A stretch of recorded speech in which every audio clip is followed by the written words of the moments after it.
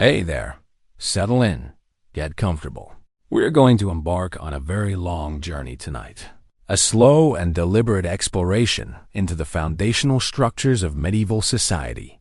Specifically, we will delve into the complex, often misunderstood relationship between medieval kings and their vassals, stripping away any romantic notions of friendship or inherent loyalty to reveal the very practical, very necessary, and very contractual underpinnings of their mutual arrangements. It is a story not of sentiment, but of survival, power, and the desperate search for order in a world that had, for centuries, teetered on the brink of utter collapse. To truly understand this relationship, we must cast our minds back, far back, to a time before anything we would recognize as medieval began to take shape. We must journey to the twilight years of the Western Roman Empire, a vast and intricate tapestry of administration, law, and infrastructure that had, for centuries, defined the concept of civilization across much of Europe and the Mediterranean. Imagine, if you will, the sheer scale of this empire. Its roads, paved and meticulously maintained, stretched for thousands upon thousands of miles, connecting distant provinces with the imperial capital. Along these roads moved legions of soldiers, imperial couriers carrying vital dispatches, and merchants transporting goods from the sun-kissed vineyards of Gaul to the bustling markets of Rome itself. The sound of their footsteps, the creak of their carts, the distant murmur of voices speaking Latin, all echoed across the landscape. The cities of the empire were marvels of engineering and urban planning. Aqueducts carried fresh water from distant mountains into public baths, fountains, and private homes. Forums served as vibrant centers of political life, commerce, and social interaction. Temples dedicated to a pantheon of gods stood tall and majestic, symbols of imperial piety and power. The very air in these cities, though perhaps not always as clean as we might wish, hummed with activity, with the clatter of artisans, the cries of vendors, and the discussions of philosophers and lawyers. A sophisticated legal system, codified and enforced, sought to provide a framework for justice, property rights, and social order, reaching even into the most remote corners of its domains. Taxes were collected, albeit sometimes inefficiently, to fund armies, public works, and the imperial bureaucracy. There was a sense, however fragile it might have become, of a unified system, of a grand design holding disparate peoples together under one overarching authority. Yet, this magnificent edifice, for all its apparent strength, was slowly, almost imperceptibly at first, beginning to crumble from within.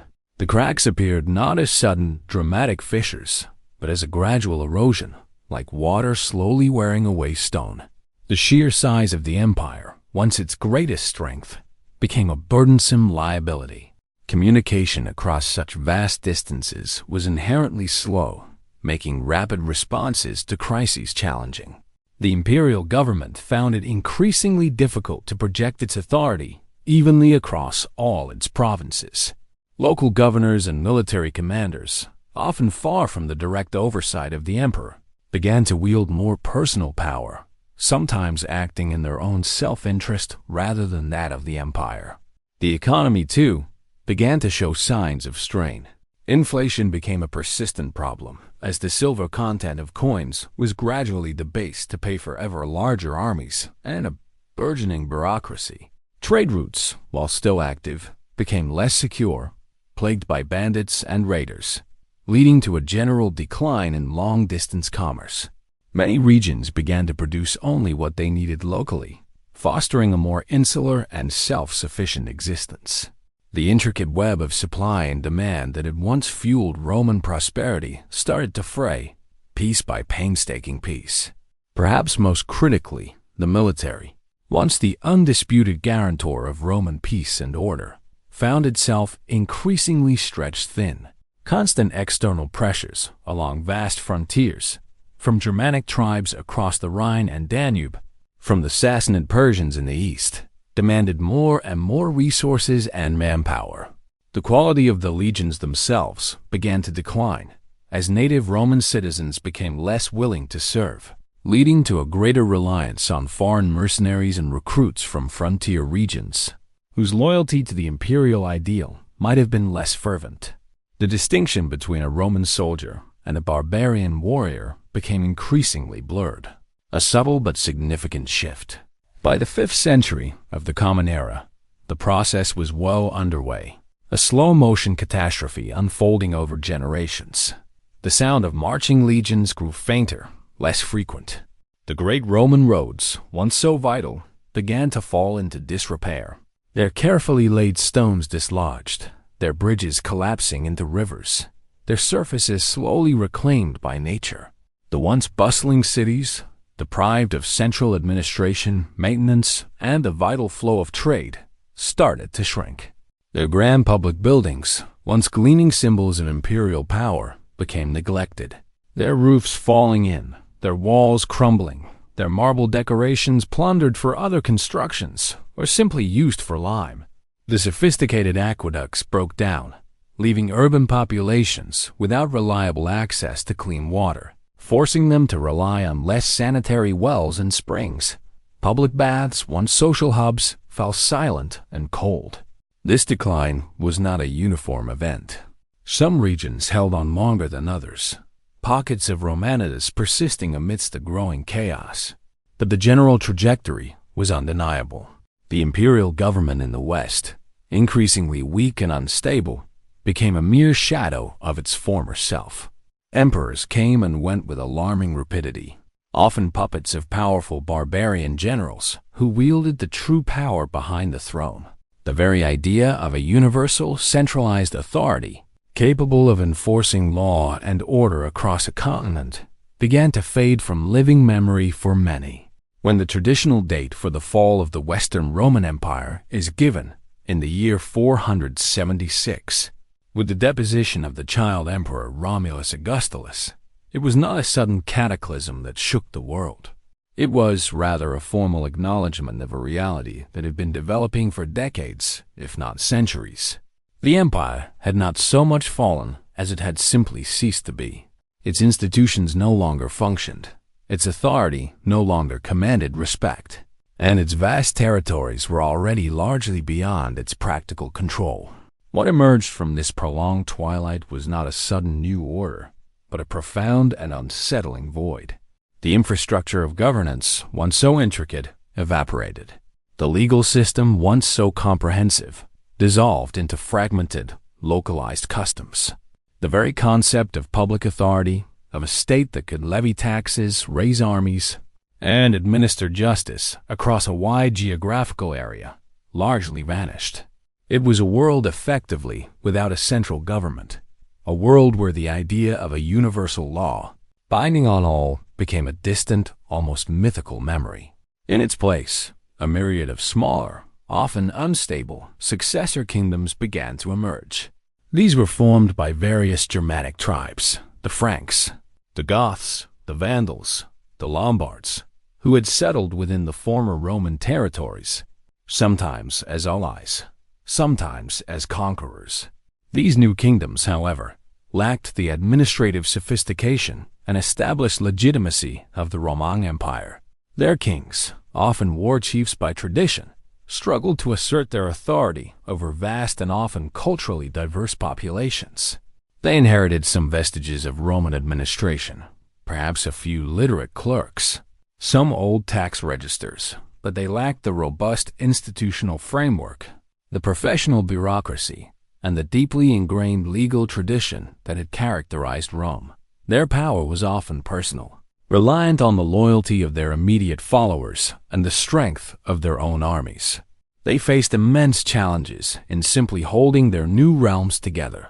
Communication was difficult, roads were poor, and local strongmen, whether former Roman officials or tribal leaders, often held considerable independent sway. The concept of a kingdom, therefore, in these early medieval centuries, was far removed from the centralized, bureaucratic states that would emerge much later in history.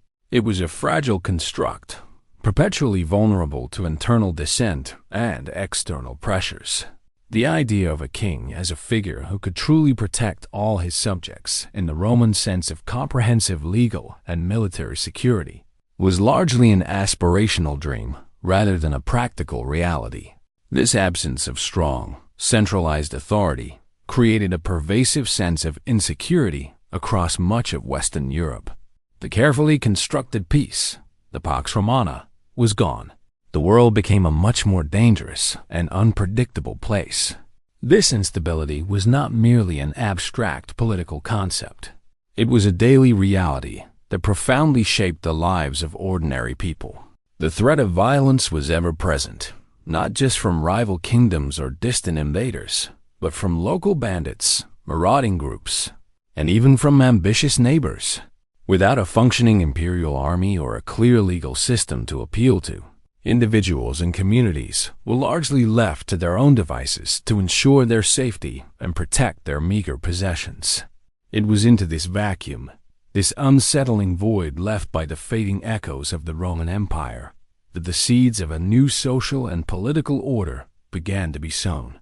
The old systems had collapsed, leaving behind a fragmented landscape.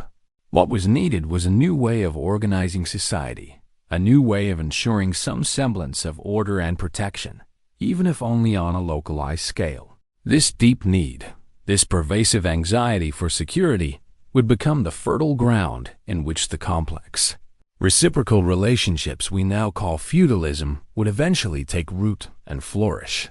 The foundations were being laid for a world where protection, far from being a universal right guaranteed by a distant emperor, would become a precious commodity, exchanged and negotiated in a very personal and often very direct manner.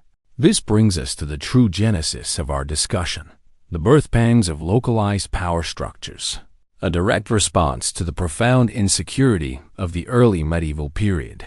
Imagine the peasant living in a small village, his fields stretching out before him, his family huddled in their simple dwelling. His world was small, perhaps extending only a few miles from his home.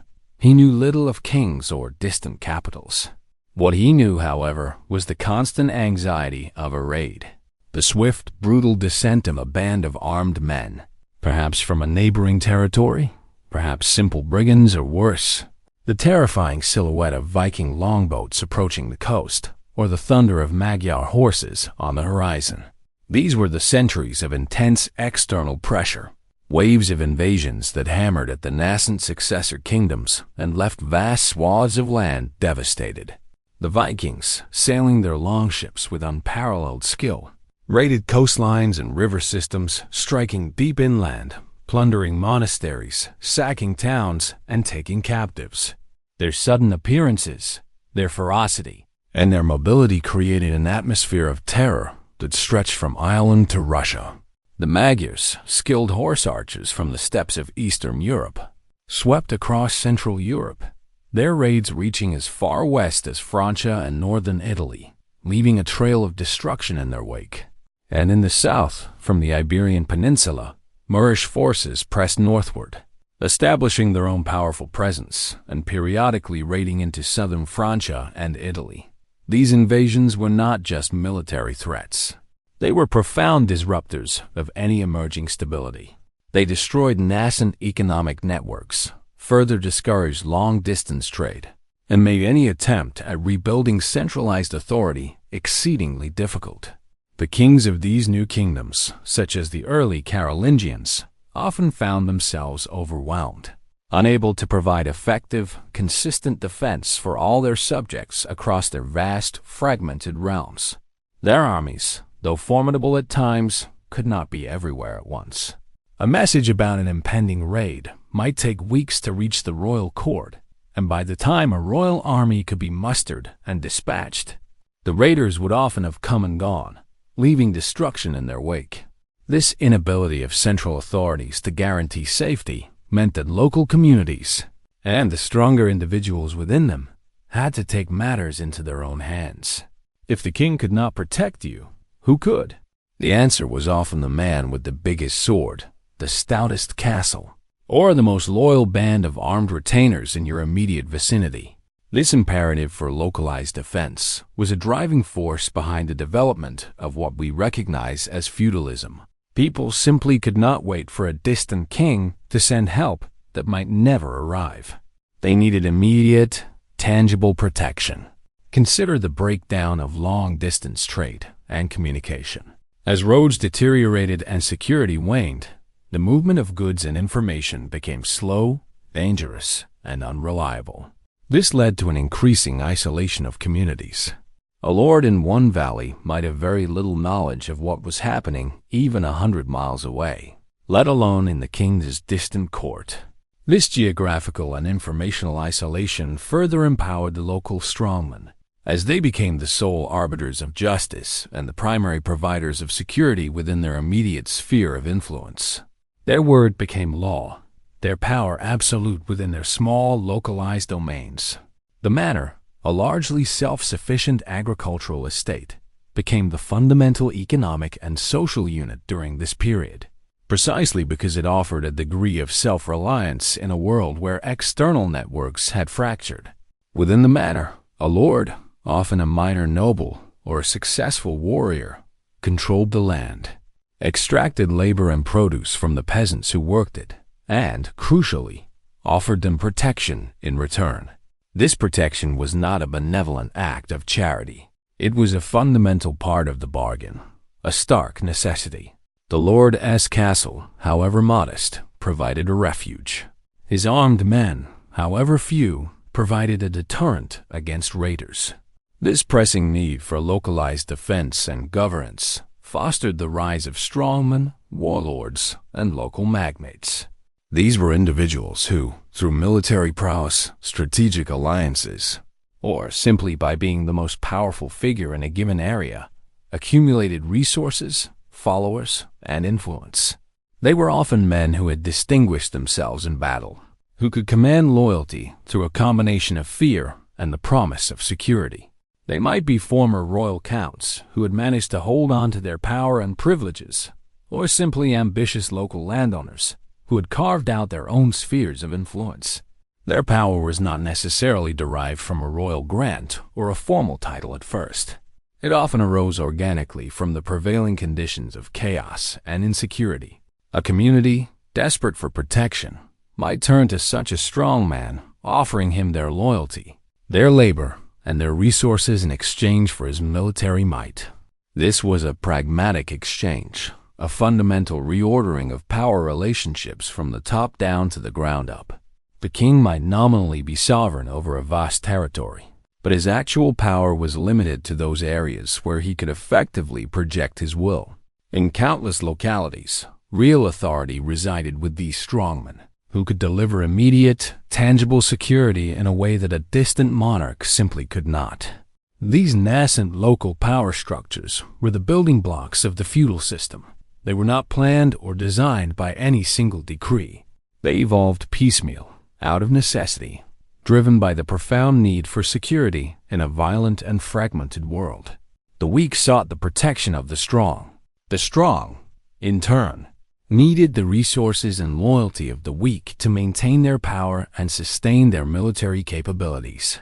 This was the fundamental bargain that would eventually coalesce into the intricate web of rights and obligations that characterized medieval feudalism.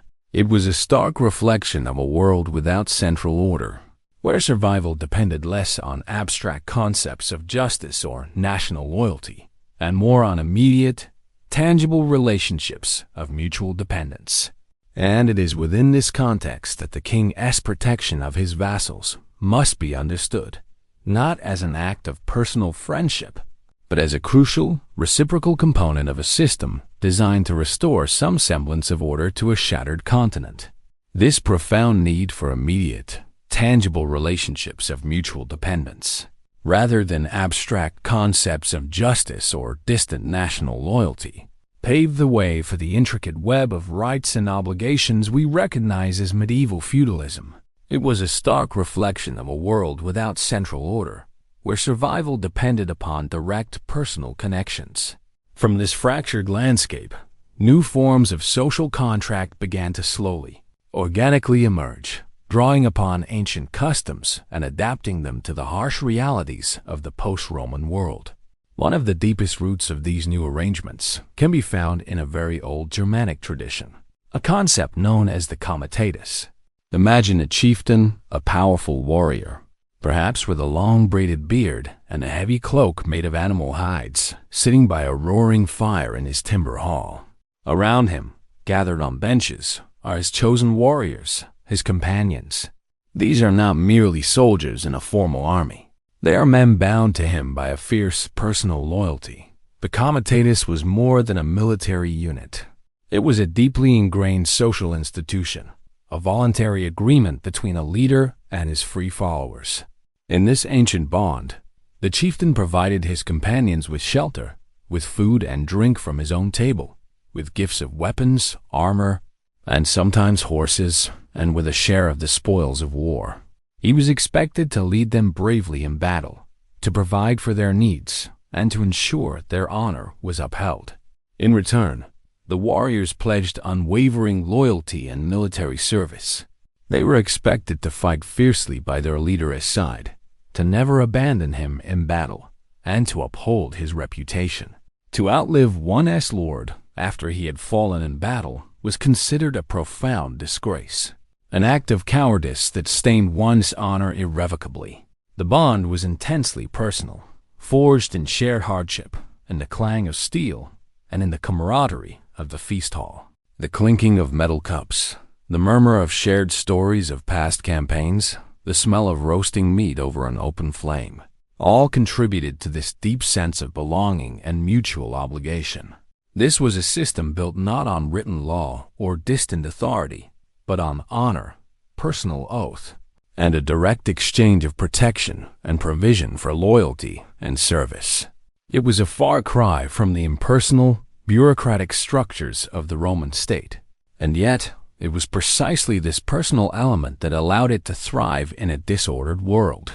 As the Roman Empire faded, and as Germanic tribes settled into the former imperial lands, this comitatus tradition began to blend and evolve.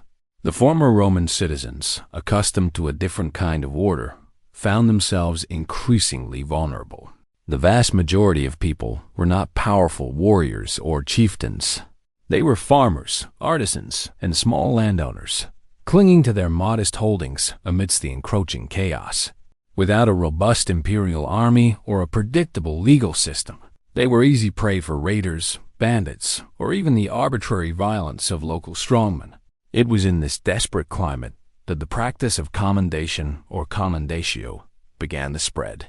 Imagine a free man, perhaps a small farmer, his hands calloused from working the earth, his face etched with worry. He owns a small plot of land, perhaps a few fields and a humble dwelling, which has been passed down through generations. But his land is vulnerable. There is no one to protect him if a band of armed men decides to take his crops, burn his house, or simply kill him and his family.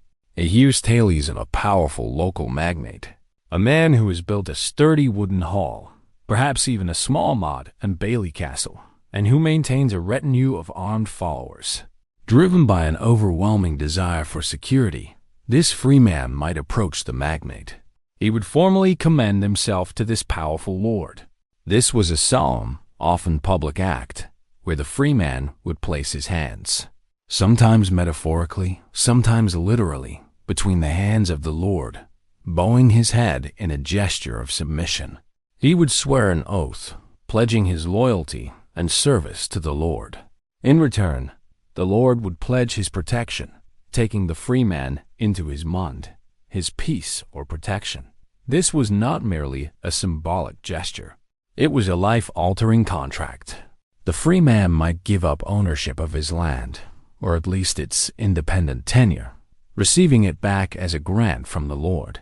He might agree to perform certain services, perhaps military service if he was able-bodied, or labor service, or payments in kind. He became the lord's man, a dependent, but in doing so, he gained a measure of security that was otherwise impossible to find. He traded absolute freedom for protection and sustenance, a choice many were forced to make in an age of pervasive insecurity. Simultaneously, the granting of beneficia or benefices began to formalize. A benefice was essentially a temporary, conditional grant of land, or sometimes other sources of income or rights, given by a lord to a follower in exchange for service. This was crucial for supporting the growing numbers of retainers that powerful lords needed. A lord might have many warriors, but feeding and equipping them all from his immediate household was unsustainable. By granting a benefice, often a small estate or a portion of an estate, the lord provided his follower with the economic means to support himself, his family, and perhaps even a few of his own sub-retainers. The land was not given outright as absolute property.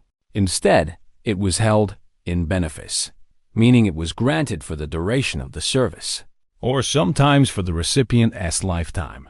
Upon the death of the recipient, the land would theoretically revert to the lord, who could then grant it to another loyal follower.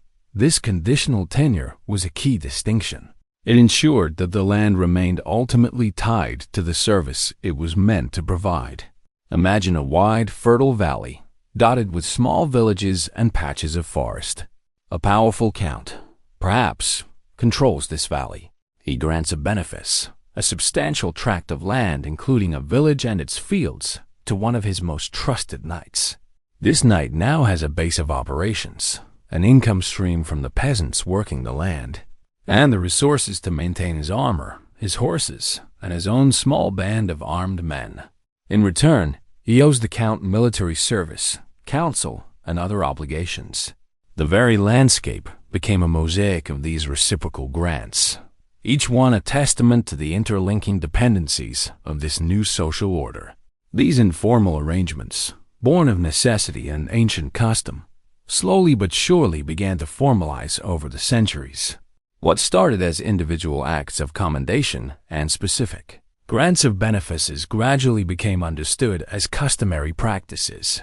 The language used to describe these relationships evolved. The rituals became more defined and the expectations clearer. This was not a sudden, sweeping legal reform, but rather a slow, organic growth, like the gradual spreading of a forest. As generations passed, these practices became embedded in the fabric of society, merging elements of Germanic warrior tradition with the lingering administrative concepts from the Roman past, even if those Roman concepts were largely misunderstood or misapplied. The focus was always on the personal bond, the oath, the direct exchange of protection for service, forming the bedrock of what would become the intricate structure of feudalism. Within this evolving system, the king, too, found his role undergoing a profound transformation. What it meant to be a king in the early medieval period was vastly different from the absolute monarchs who would emerge centuries later. Let us shed any images of Louis XIV at Versailles, commanding armies and a vast bureaucracy with an iron will. The early medieval king was, in many ways, a shifting crown, a figure whose power was often more symbolic than absolute, more aspirational than actual. The king possessed a dramatically diminished power compared to the Roman emperors he ostensibly succeeded. He did not command a standing army in the Roman sense, funded by a consistent, empire-wide tax system. He lacked a centralized professional bureaucracy to administer his decrees across vast territories.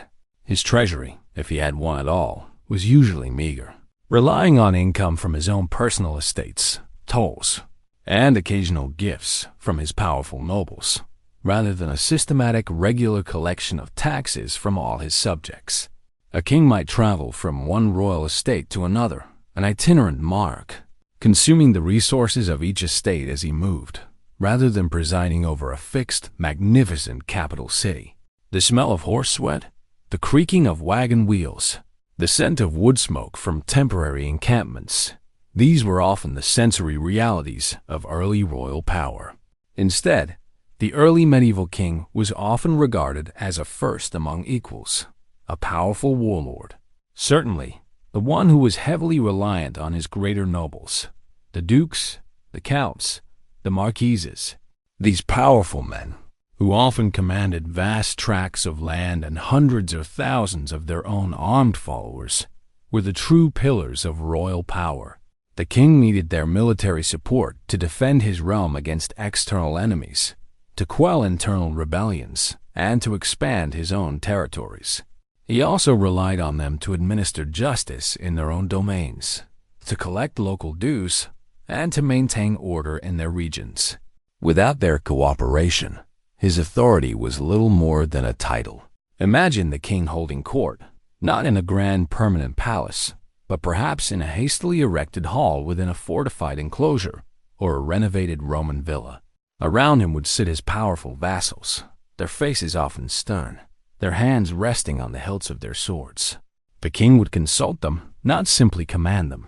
This concilium, or assembly of nobles, was a vital forum where policy was discussed, disputes were settled, and loyalty was reaffirmed. While the king might make pronouncements, the practical implementation often depended on the willingness of his powerful nobles to carry out his wishes within their own territories. The air in such a hall would be thick with the smell of wood smoke, damp earth, and perhaps the faint scent of stale ale, a mixture of power, negotiation, and raw ambition. The challenges of asserting royal authority over vast and fragmented territories were immense. The very roads that the Romans had built were now often overgrown or broken, making travel slow and dangerous. Communication, whether by messenger or by formal letter, could take weeks or even months to reach distant provinces. This meant that local lords often operated with considerable autonomy, making their own laws, minting their own coins, and raising their own armies, sometimes with little regard for the king's overarching authority. A local lord might decide to fortify his castle without explicit royal permission, or declare war on a neighboring lord without consulting the king. The king's ability to intervene in such matters was often limited by practical constraints, by the sheer logistical difficulty of moving an army or sending an effective envoy. Rebellions were a constant threat, as ambitious nobles sought to expand their own power or even challenge the king directly. External invaders, as we discussed, added another layer of instability, forcing kings to constantly expend resources and manpower in defense, often at the expense of asserting internal control. The struggle to collect taxes or enforce royal decrees consistently across the entire realm was a perpetual headache for any monarch. He might issue a decree, but whether it was actually implemented in a distant duchy depended entirely on the willingness and loyalty of the local duke. Yet, despite these practical limitations, the king held a unique and indispensable position, rooted in both symbolic and sacral power. He was not just a powerful warlord.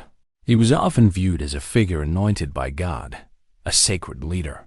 The church played a crucial role in legitimizing royal authority, particularly after the conversion of the Germanic tribes to Christianity.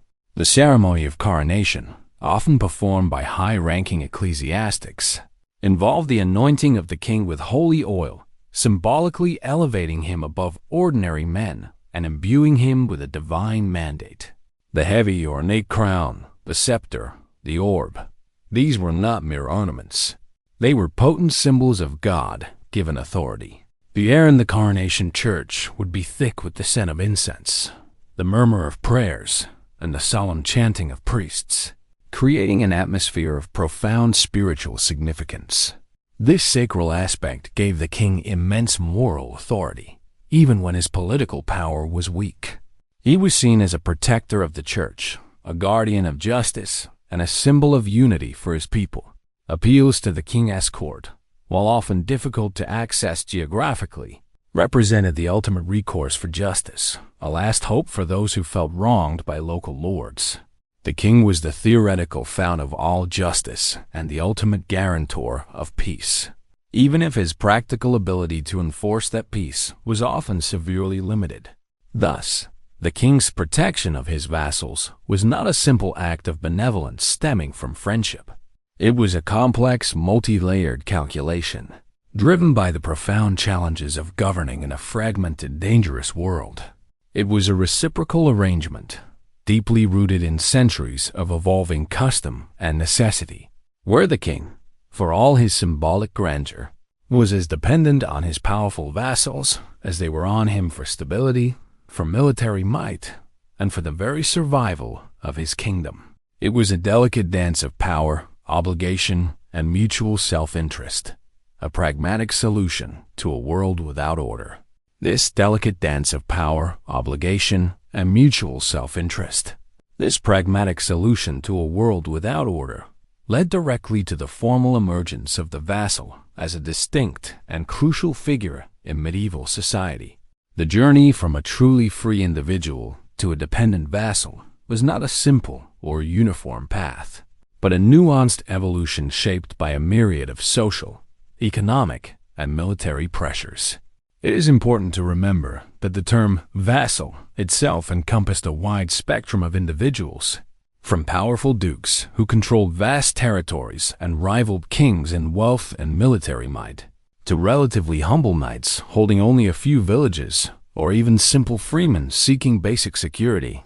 The origins of these vassals were diverse and fascinating, reflecting the fluid and often chaotic nature of the early medieval period. Many were indeed lesser nobles, individuals who already possessed some land and status, perhaps descendants of former Roman officials, or successful Germanic war leaders who had carved out their own domains during the initial periods of conquest and settlement. For these men, becoming a vassal of a more powerful lord, or even of the king himself, was often a strategic decision. It was a way to legitimize their holdings, to gain formal recognition for their power, and to secure a powerful ally against rivals or external threats. They were not seeking mere survival, but advancement, influence, and the protection of their existing estates.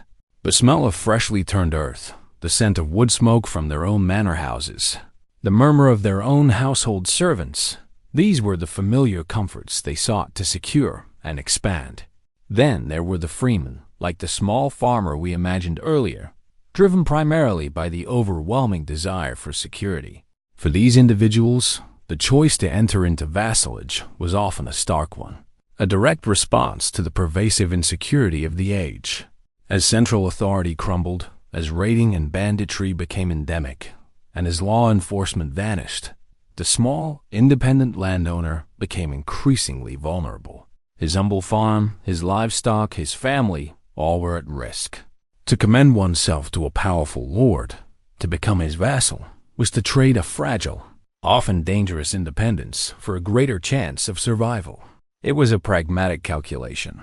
Better to serve a lord and have his protection than to remain free but utterly defenseless. The gnawing fear of the unknown, the sight of distant smoke on the horizon, the sudden clamor of hoofbeats on the road, these were the constant companions of the unprotected freeman. The promise of a sturdy stone wall, however distant, was a powerful lure. There were also landholders, sometimes even quite substantial ones, who found themselves in precarious positions due to a lack of military strength or political influence. Perhaps their lands lay in a contested border region, constantly subject to raids from rival territories. Or perhaps they lacked heirs or faced complex legal disputes over their property. For these individuals seeking the protection of a powerful lord, formally entering into vassalage could offer a solution. The lord could use his military might to defend the land, his legal influence to resolve disputes, and his authority to ensure the land remained within the family, albeit under new terms of tenure. The exchange was clear. The landholder offered loyalty and service, and the lord offered security and legal advocacy. It is absolutely crucial to differentiate between a vassal and a serf or peasant. This distinction is fundamental to understanding the feudal system. A vassal, at least initially, was a free man. He might pledge his loyalty and service. He might even hold his land from a lord, but he retained his personal freedom. He was often a warrior, or at least a man capable of bearing arms, of riding a horse, and of participating in the military structure of the age. He belonged to a martial aristocracy, however humble his beginnings. He could participate in legal proceedings, give counsel to his lord, and generally held a higher social status. His commitment was a voluntary one, however pressured by circumstances. A serf or peasant, on the other hand, was generally bound to the land. While not slaves in the Roman sense, they were not free to leave their village or their lord's estate without permission. Their obligations were primarily labor services and payments in kind, working the lord's fields for a set number of days a week, providing a share of their crops and performing other tasks. They generally did not bear arms for their lord, beyond perhaps a pitchfork in a local defense, and they held little to no social or political standing in the formal feudal hierarchy. The smell of damp earth and wood smoke from their humble cottages, the endless rhythm of agricultural seasons, defined their lives. The vassal stood above them, a protector but also a ruler, the intermediary between the peasant and the distant, often unseen, king. The aspirations and motivations of those entering vassalage were complex and varied. For some, it was indeed about pure survival, a desperate grasp for security in a lawless world. For others, particularly those of noble birth or martial skill, it was about ambition and opportunity. Becoming a vassal of a powerful lord offered a pathway to advancement. A loyal and skilled vassal could receive further grants of land, rise in his lord's favor, gain influence in court, and even eventually become a lord himself, attracting his own sub-vassals. It was a hierarchical system, but one with avenues for upward mobility, albeit often through military prowess and shrewd political maneuvering. The clang of armor, the feel of a sword hilt, the sight of a banner fluttering in the wind, these were the markers of their world, the tools of their advancement. These diverse individuals, with their varied motivations, converged upon a shared set of rituals and agreements that formalized their new relationship. Central to this formalization was what we might call the sacred pact, the solemn, binding ritual of homage and fealty. This was no mere handshake or casual agreement. It was a deeply symbolic and religiously charged ceremony, designed to create an unbreakable bond between lord and vassal. Let us describe the ceremony of homage, or homagium, in meticulous detail, for its nuances reveal the very essence of the feudal relationship. Imagine, if you will, a scene unfolding in the great hall of a lord's castle. The hall might be drafty, with stone walls covered in tapestries to ward off the chill, and a large central hearth where a fire crackles, casting dancing shadows. The air is thick with the scent of wood smoke. Perhaps a hint of stale rushes on the floor, and the metallic tang of unwashed armor from the assembled knights. The lord, a powerful figure in his finest tunic and perhaps a heavy cloak, sits on a high-backed chair, his expression serious. Around him stand his most trusted retainers, their faces watchful. The aspiring vassal approaches, often dressed more simply, perhaps without his weapons, to emphasize his subordinate position. He kneels before the lord, a posture of supplication and respect.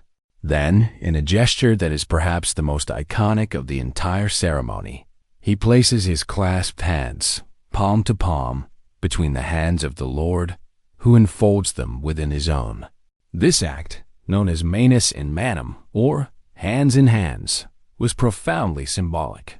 It physically represented the vassal placing himself entirely into the lord's protection and power.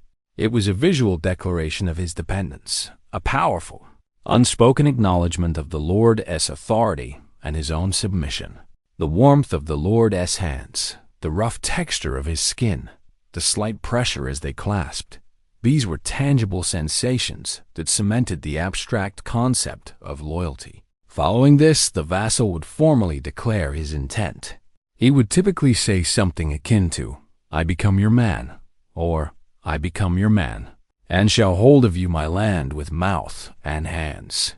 This was a verbal declaration of his transformation from an independent entity into a man of the lord, bound by specific duties. The lord would then often respond by raising the vassal, indicating his acceptance of the new relationship. Immediately after homage, or sometimes as a combined part of the same ceremony, came the oath of fealty or fidelitas. This was an even more binding and solemn promise, as it was sworn on a sacred object, often a Bible or a holy relic.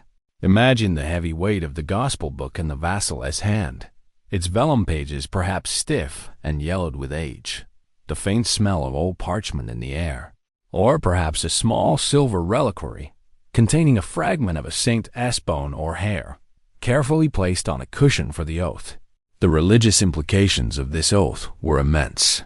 Breaking a sworn oath, particularly one made before God, was considered a grievous sin, inviting divine retribution. It was not merely a legal contract. It was a spiritual covenant. The vassal would swear to be faithful to his lord, to protect his person, his honor, and his possessions. The oath often included specific prohibitions: not to harm the Lord, not to reveal his secrets, not to conspire against him, and to render him aid and counsel. This was a comprehensive pledge, covering all aspects of loyalty and service. The words would be spoken slowly, deliberately, the vassal's voice echoing slightly in the hall, ensuring all witnesses understood the gravity of his commitment. Finally, the ceremony might conclude with a kiss of peace, a gesture of friendship and acceptance from the Lord to his new vassal, further cementing the personal bond. This kiss, often on the cheek or mouth, sealed the agreement not just legally and spiritually, but socially. The atmosphere would then shift, from the solemnity of the oath taking to a more convivial setting, perhaps with a shared meal and drinks, symbolizing the vassal's integration into the Lord's household and circle of influence. The taste of wine, the warmth of the fire, the chatter of voices, all marked the transition into a new, established relationship. The binding nature of this agreement, publicly declared and religiously sanctioned, was the very bedrock of the feudal system. It created a legal and moral framework for mutual obligations. The vassal was bound to his lord, and the lord, in turn, was bound to protect and provide for his vassal. This was not a one-sided relationship. While the vassal pledged submission and service, the lord did not gain absolute power over his vassal. Rather, he gained a loyal supporter and military asset, whose well-being he was now obligated to ensure. The entire ceremony was a formal public declaration, witnessed by others, ensuring that both parties understood the seriousness of their vows and the consequences of their breach. This personal, solemn covenant, built on ancient traditions and reinforced by Christian morality, was how medieval society attempted to forge order and loyalty from the fragmented ruins of a once grand empire. The air of solemnity in those halls, the precise movements of hands and lips, the weighty implications of every word spoken, all served to underscore the monumental importance of this sacred pact in shaping the very future of Europe. The monumental importance of this sacred pact, shaping the very future of Europe, did not end with the spoken words and clasped hands of homage and fealty. No, these solemn vows, though imbued with spiritual and social weight, required a tangible, material foundation to truly endure. This foundation was the granting of the fief, the physical manifestation of the Lord's protection and the vassal's obligation. This material bond was perhaps the most critical element in transforming the abstract promise into a concrete, functioning system, providing the economic and military sustenance that medieval society so desperately needed. Let us now delve into the nature of the fief itself. While we often think of fiefs exclusively as parcels of land, the concept was, in its broader definition, more expansive. A fief, or fiatum as it was known in Latin, could indeed be land, and it was overwhelmingly the most common and significant form. But it could also encompass a variety of other valuable assets or rights. For instance, a lord might grant a vassal the right to collect tolls on a particular bridge or road, or the income from a specific mill, its grinding stones turning slowly, steadily, day after day, year after year, powered by the rushing river.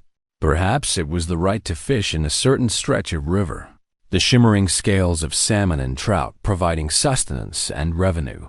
Sometimes, a fief could be an office, such as the position of castellan, the commander of a castle, with its associated revenues and authority. or even a specific sum of money paid annually, though this became more common as monetary economies developed later in the medieval period.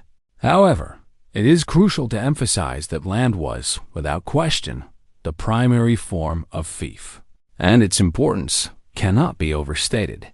In an overwhelmingly agrarian society, where wealth was measured almost exclusively in terms of land and the agricultural produce it yielded, control over territory was synonymous with power. Land provided the food to feed people, the timber to build homes and castles, and the raw materials for clothing and tools.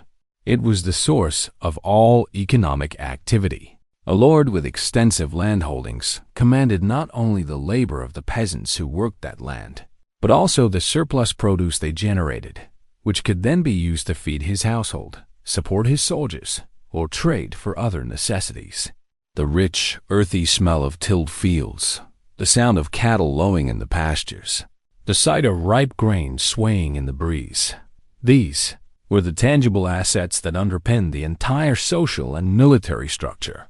Without land, a warrior, however skilled, could not sustain himself or his military retinue for long. Following the ceremony of homage and fealty came the symbolic act of investiture. This was the formal public transfer of the fief from the lord to the vassal, a physical ritual designed to make the grant clear and unmistakable to all present. Imagine the lord and his newly sworn vassal, perhaps still in the great hall or having moved to an open courtyard beneath the vast, often gray, medieval sky. The air might be crisp, carrying the scent of damp stone or perhaps distant burning wood. The lord would present the vassal with a symbolic object, representing the fief itself. This object was chosen to be easily handled and understood, a tangible token of the larger, often invisible, grant. A small clod of earth, perhaps still clinging to blades of grass, pulled from the very soil of the granted land, was a common choice. Or a twig, snapped from a tree growing within the fief's boundaries, its rough bark and fresh leaves a simple, living symbol. Sometimes it might be a small staff, a banner unfurled to show its device, or even a glove, a universally recognized symbol of authority and possession. The weight of the earth in the vassal's hand, the feel of the twig's texture, the rustle of the banner as it was passed, these concrete sensations cemented the reality of the transfer. The act of investiture was more than mere symbolism. It carried significant legal and public weight. It provided clear evidence to all witnesses that the transfer had taken place, reducing future disputes over ownership or tenure.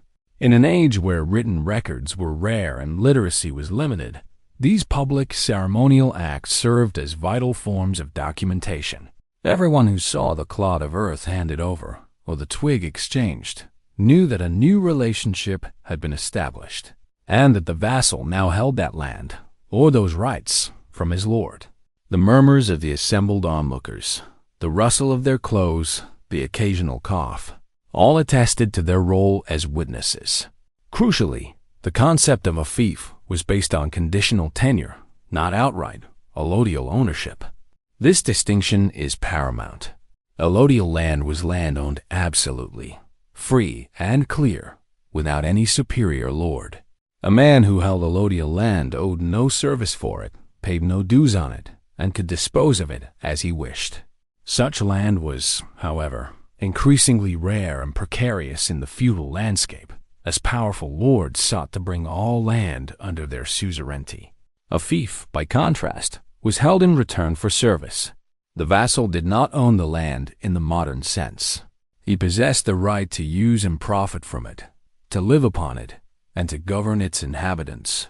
But this right was conditional upon his fulfillment of the obligations he had sworn in homage and fealty.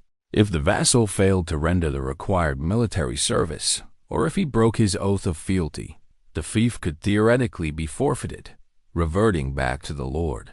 This was a powerful incentive for loyalty and obedience. Imagine the crushing blow for a vassal who had invested years, even generations, into improving his land, only to have it stripped away for a breach of contract. The bitter taste of injustice, the despair of loss, would linger for generations. Initially, fiefs were often granted for the recipient's lifetime, meaning they would revert to the lord upon the vassal's death. However, over time, a significant evolution occurred. As the feudal system matured and became more established, the custom of hereditary fiefs gradually became prevalent. Vassals, eager to secure their family's future and pass their holdings down to their sons, pressed for this right. Lords, in turn, found it practical to grant hereditary rights, as it encouraged loyalty and stability, ensuring a continuous supply of military service from established families. However, even hereditary fiefs were still conditional. Upon the death of a vassal, his heir would usually have to seek formal investiture from the lord, pay relief, a payment to inherit the fief, and repeat the ceremonies of homage and fealty. The clink of coins, the scratch of a quill on parchment for any nascent record-keeping, marked these transactions. The land, while now familial, remained tied to the overarching feudal contract. This brings us to the fundamental economic basis of the feudal relationship and its vital role in the sustenance of the vassal. The fief was not merely a symbol. It was the engine that powered the entire system. It provided the vassal with the means to live, to support his household, and most importantly, to maintain his military capabilities. The income derived from the fief, typically in the form of rents, either in cash, if available, or more commonly in kind, such as grain, livestock, or eggs, and labor services from the peasants who worked the land, was essential. A knight, for instance, could not simply appear on the battlefield without sustenance. He needed food for himself and his family, fodder for his war horses, and resources to maintain his expensive armor, weapons, and equipment. The clang of the blacksmith's hammer, the hiss of cooling metal, the patient grooming of a powerful destrier, all of these activities required resources. A single fully equipped knight, with his charger and servants, represented a significant investment. The fief provided this investment. The peasant, toiling in the fields, sowing and harvesting crops, was indirectly supporting the knight, who, in turn, offered the peasant protection from raiders and justice within the lord's court. Therefore, the granting of fiefs created a self-sustaining military class. Lords, including the king, did not have to pay their warriors in scarce coinage. Instead, they granted them land, from which the warriors could derive their own income and maintain their own fighting forces. This decentralized system of military recruitment and maintenance was a brilliant, if often inefficient, solution to the problem of defense in a non-monetary, agrarian economy. It allowed for the raising of formidable armies without the need for a sophisticated central treasury or tax collection apparatus. The rustle of banners, the rhythmic march of men in mail, the distant sounds of trumpets announcing the muster, these were made possible by the quiet, ceaseless labor on countless fiefs across the land. This interlocking system, where land was exchanged for service, and service provided protection, solidified the mutual dependence that lay at the heart of feudalism. The lord granted the fief, providing the vassal's economic base and status, and in return, the vassal pledged his military strength and loyalty, which were indispensable to the lord's own power and security. This was not a system of absolute power, but rather a carefully balanced arrangement of reciprocal obligations, where the stability of the entire society hinged on each link in the chain upholding its end of the bargain.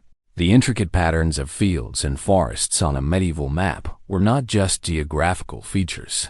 They were physical representations of this complex web of material bonds, each one underpinning the delicate balance of power that defined the medieval world.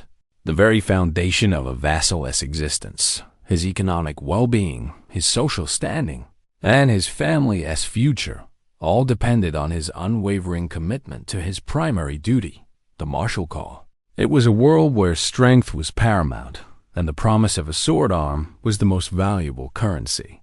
Yet, the duties of a vassal extended far beyond the battlefield and the castle walls.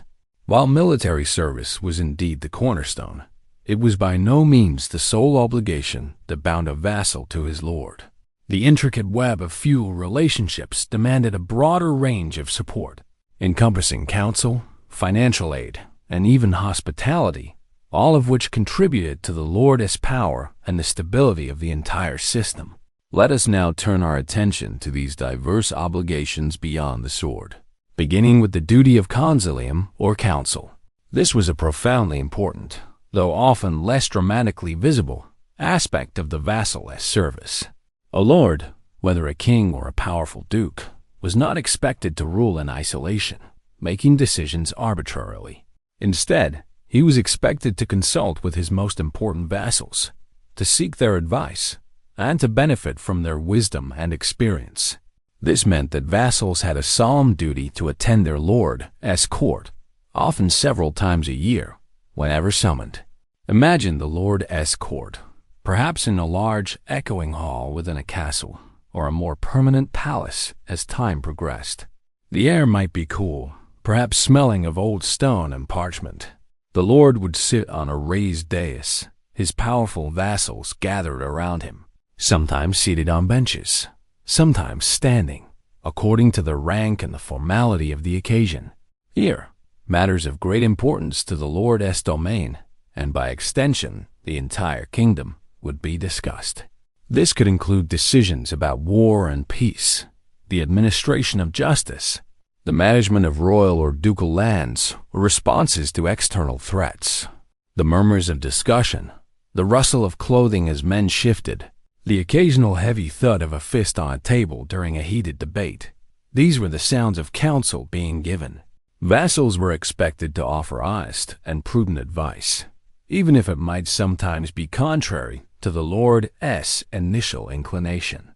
Their counsel was valued because they were men of standing, with their own interests tied to the well-being of the lord's territory.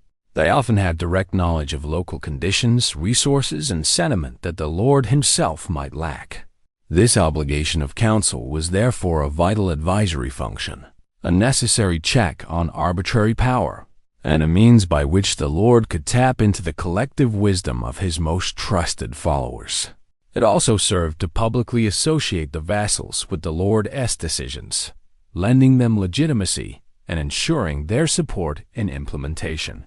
Furthermore, within this court, vassals also had a crucial role in the administration of justice.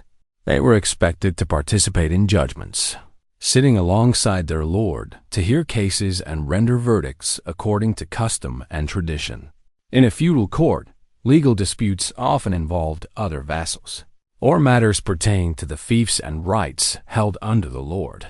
The vassals, as peers of the accused or plaintiff, were seen as the most appropriate judges, understanding the intricacies of feudal law and custom. This participation in judgments reinforced the contractual nature of feudalism. The lord provided justice, and his vassals helped him dispense it. The tension of a trial by combat, the hushed whispers during a trial by ordeal, the solemn declarations of custom, these were elements of the legal landscape.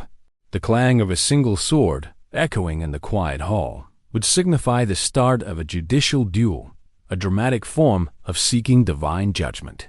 Beyond counsel, vassals were also bound by the obligation of auxilium, or aid, which primarily manifested as financial assistance. It is important to understand that these financial aids were not regular, systematic taxes in the modern sense.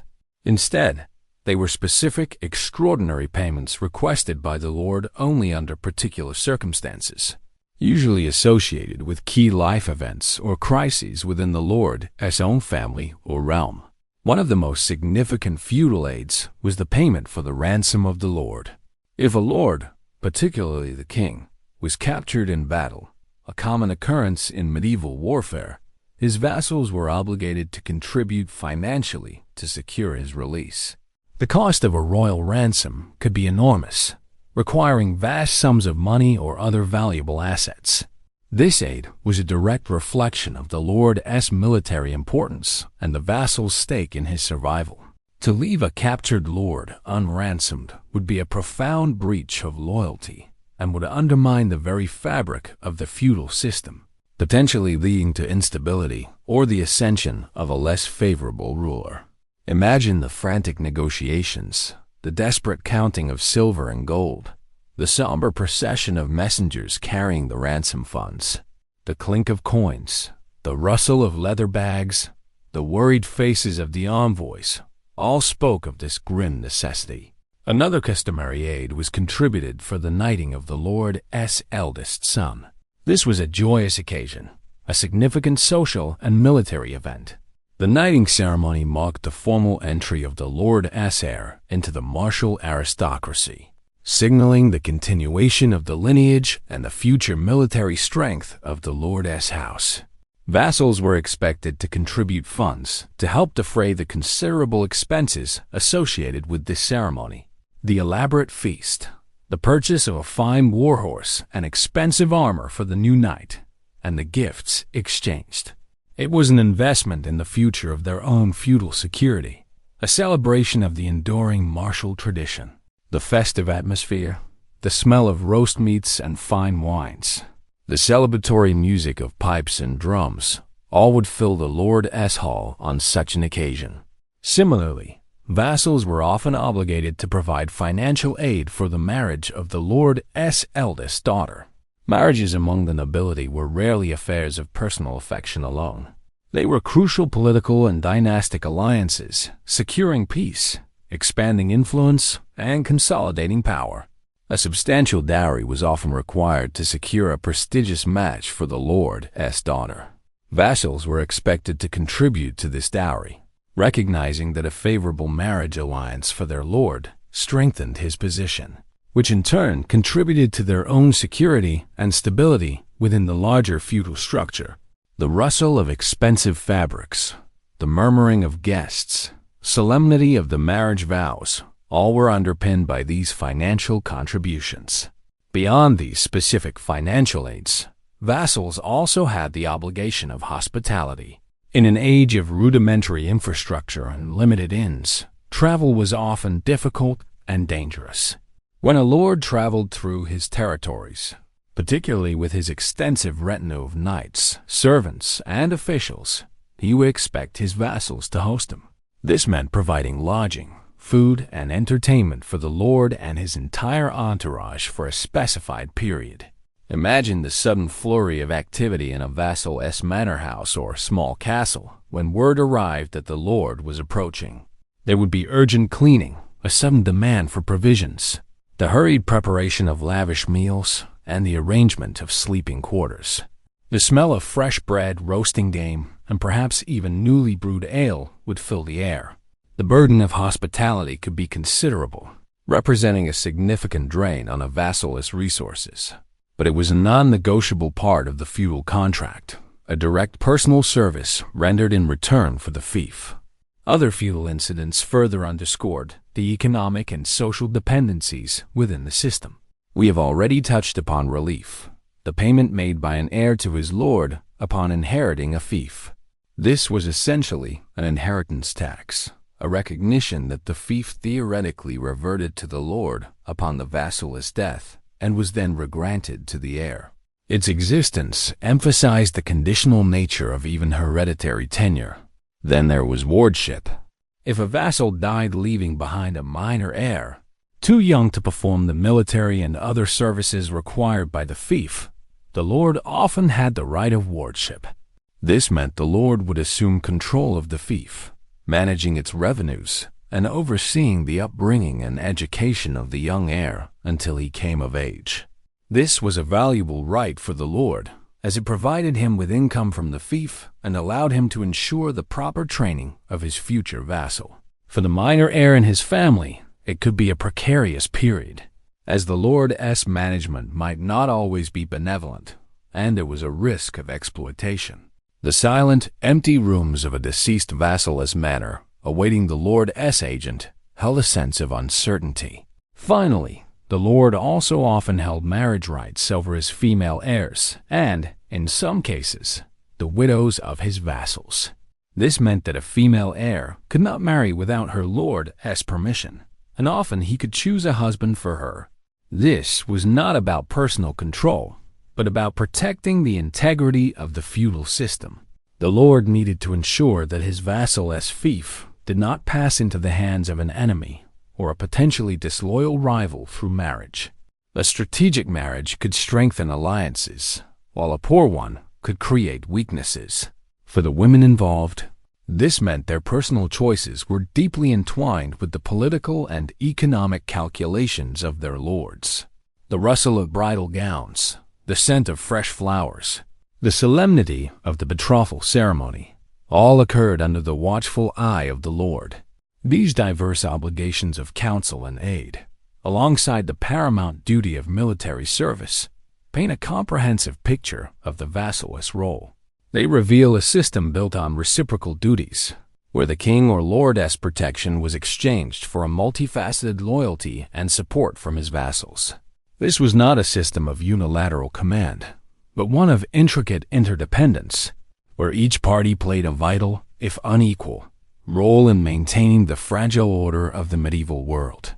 The clang of armor, the murmur of counsel, the clink of coins, the rustle of a banquet hall, all formed this symphony of feudal obligation, a constant reminder of the complex bonds that held society together.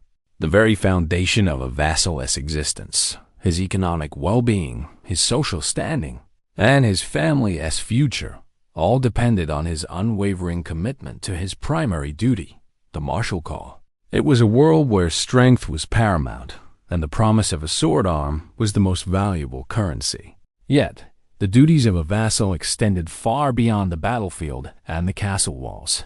While military service was indeed the cornerstone, it was by no means the sole obligation that bound a vassal to his lord. The intricate web of feudal relationships demanded a broader range of support, encompassing counsel, financial aid, and even hospitality, all of which contributed to the lord's power and the stability of the entire system. Let us now turn our attention to these diverse obligations beyond the sword, beginning with the duty of consilium or counsel. This was a profoundly important, though often less dramatically visible, aspect of the vassal's service. A lord, whether a king or a powerful duke, was not expected to rule in isolation, making decisions arbitrarily. Instead, he was expected to consult with his most important vassals, to seek their advice, and to benefit from their wisdom and experience. This meant that vassals had a solemn duty to attend their lord's court, often several times a year, whenever summoned. Imagine the lord's court, perhaps in a large, echoing hall within a castle, or a more permanent palace as time progressed. The air might be cool, perhaps smelling of old stone and parchment. The lord would sit on a raised dais, his powerful vassals gathered around him, sometimes seated on benches, sometimes standing, according to the rank and the formality of the occasion. Here, matters of great importance to the lord's domain, and by extension, the entire kingdom, would be discussed. This could include decisions about war and peace, the administration of justice, the management of royal or ducal lands, or responses to external threats. The murmurs of discussion, the rustle of clothing as men shifted, the occasional heavy thud of a fist on a table during a heated debate, these were the sounds of counsel being given. Furthermore, within this court, vassals also had a crucial role in the administration of justice. They were expected to participate in judgments, sitting alongside their lord to hear cases and render verdicts according to custom and tradition. In a feudal court, legal disputes often involved other vassals, or matters pertaining to the fiefs and rights held under the lord. The vassals, as peers of the accused or plaintiff, were seen as the most appropriate judges, understanding the intricacies of feudal law and custom. This participation in judgments reinforced the contractual nature of feudalism. The lord provided justice, and his vassals helped him dispense it. The tension of a trial by combat, the hushed whispers during a trial by ordeal, the solemn declarations of custom, these were elements of the legal landscape. The clang of a single sword, echoing in the quiet hall, would signify the start of a judicial duel, a dramatic form of seeking divine judgment. Beyond counsel, vassals were also bound by the obligation of auxilium, or aid, which primarily manifested as financial assistance. It is important to understand that these financial aids were not regular, systematic taxes in the modern sense. Instead, they were specific, extraordinary payments requested by the Lord only under particular circumstances, usually associated with key life events or crises within the Lord's own family or realm. One of the most significant feudal aids was the payment for the ransom of the Lord. If a lord, particularly the king, was captured in battle, a common occurrence in medieval warfare, his vassals were obligated to contribute financially to secure his release. The cost of a royal ransom could be enormous, requiring vast sums of money or other valuable assets. This aid was a direct reflection of the Lord's military importance and the vassal's stake in his survival. To leave a captured lord unransomed would be a profound breach of loyalty and would undermine the very fabric of the feudal system, potentially leading to instability or the ascension of a less favorable ruler. Imagine the frantic negotiations, the desperate counting of silver and gold, the somber procession of messengers carrying the ransom funds, the clink of coins, the rustle of leather bags, the worried faces of the envoys, all spoke of this grim necessity. Another customary aid was contributed for the knighting of the Lord's eldest son. This was a joyous occasion, a significant social and military event. The knighting ceremony marked the formal entry of the Lord's heir into the martial aristocracy, signaling the continuation of the lineage and the future military strength of the Lord's house. Vassals were expected to contribute funds to help defray the considerable expenses associated with this ceremony. The elaborate feast, the purchase of a fine warhorse and expensive armor for the new knight, and the gifts exchanged. It was an investment in the future of their own feudal security, a celebration of the enduring martial tradition. The festive atmosphere, the smell of roast meats and fine wines, the celebratory music of pipes and drums, all would fill the Lord's hall on such an occasion. Similarly, vassals were often obligated to provide financial aid for the marriage of the Lord's eldest daughter. Marriages among the nobility were rarely affairs of personal affection alone. They were crucial political and dynastic alliances, securing peace, expanding influence, and consolidating power. A substantial dowry was often required to secure a prestigious match for the Lord's daughter. Vassals were expected to contribute to this dowry, recognizing that a favorable marriage alliance for their lord strengthened his position, which in turn contributed to their own security and stability within the larger feudal structure. The rustle of expensive fabrics, the murmuring of guests, solemnity of the marriage vows, all were underpinned by these financial contributions. Beyond these specific financial aids, vassals also had the obligation of hospitality. In an age of rudimentary infrastructure and limited inns, travel was often difficult and dangerous. When a lord traveled through his territories, particularly with his extensive retinue of knights, servants, and officials, he would expect his vassals to host him. This meant providing lodging, food, and entertainment for the lord and his entire entourage for a specified period. Imagine the sudden flurry of activity in a vassal's manor house or small castle when word arrived that the lord was approaching. There would be urgent cleaning, a sudden demand for provisions, the hurried preparation of lavish meals, and the arrangement of sleeping quarters. The smell of fresh bread, roasting game, and perhaps even newly brewed ale would fill the air. The burden of hospitality could be considerable, representing a significant drain on a vassal's resources. But it was a non-negotiable part of the feudal contract, a direct personal service rendered in return for the fief. Other feudal incidents further underscored the economic and social dependencies within the system. We have already touched upon relief, the payment made by an heir to his lord upon inheriting a fief. This was essentially an inheritance tax, a recognition that the fief theoretically reverted to the lord upon the vassal's death and was then regranted to the heir. Its existence emphasized the conditional nature of even hereditary tenure. Then there was wardship. If a vassal died leaving behind a minor heir, too young to perform the military and other services required by the fief, the lord often had the right of wardship. This meant the lord would assume control of the fief, managing its revenues and overseeing the upbringing and education of the young heir until he came of age. This was a valuable right for the lord, as it provided him with income from the fief and allowed him to ensure the proper training of his future vassal. For the minor heir and his family, it could be a precarious period, as the lord's management might not always be benevolent, and there was a risk of exploitation.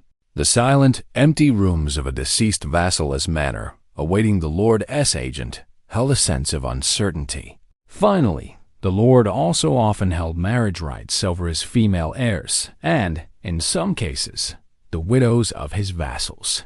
This meant that a female heir could not marry without her lord's permission, and often he could choose a husband for her. This was not about personal control, but about protecting the integrity of the feudal system. The lord needed to ensure that his vassal's fief did not pass into the hands of an enemy or a potentially disloyal rival through marriage. A strategic marriage could strengthen alliances, while a poor one could create weaknesses. For the women involved, this meant their personal choices were deeply entwined with the political and economic calculations of their lords. The rustle of bridal gowns, the scent of fresh flowers, the solemnity of the betrothal ceremony, all occurred under the watchful eye of the lord. These diverse obligations of counsel and aid, alongside the paramount duty of military service, paint a comprehensive picture of the vassal's role. They reveal a system built on reciprocal duties, where the king or lord's protection was exchanged for a multifaceted loyalty and support from his vassals. This was not a system of unilateral command, but one of intricate interdependence, where each party played a vital, if unequal, role in maintaining the fragile order of the medieval world. The clang of armor, the murmur of counsel, the clink of coins, the rustle of a banquet hall, all formed the symphony of feudal obligation, a constant reminder of the complex bonds that held society together. This complex tapestry of feudal obligation was not a flat, two-dimensional affair, a simple relationship between a single king and his direct vassals. Far from it. The medieval feudal system was a multi-layered, intricately woven tapestry of power, a hierarchy that extended far beyond the immediate relationship between a monarch and his great lords. This brings us to the crucial concept of subinfeudation, a practice that created a cascading chain of loyalties and dependencies, weaving together thousands of individuals into a vast, interconnected network across the landscape. Imagine a powerful duke, perhaps controlling a large duchy within a kingdom. This duke is a direct vassal of the king, having sworn homage and fealty and received his ducal fief from the crown. But the duke himself cannot personally administer every village, every field, every forest within his vast domain, nor can he personally command every soldier needed for his military obligations to the king. So, in turn, the duke would grant portions of his own large fief to his own followers, to counts, barons, or knights, who would then become his vassals.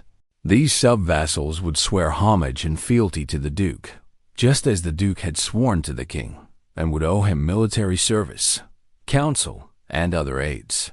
The distant ringing of the blacksmith's hammer in one of these sub-vassals' newly acquired lands, the chatter of voices in a small, freshly built timber manor, all signaled the expanding reach of this system. This process did not stop there. These counts, barons, or knights, having received their fiefs from the duke, might then, in turn, grant even smaller portions of their land to their own sub-vassals, perhaps to individual knights or lesser gentry, who would then swear loyalty to them.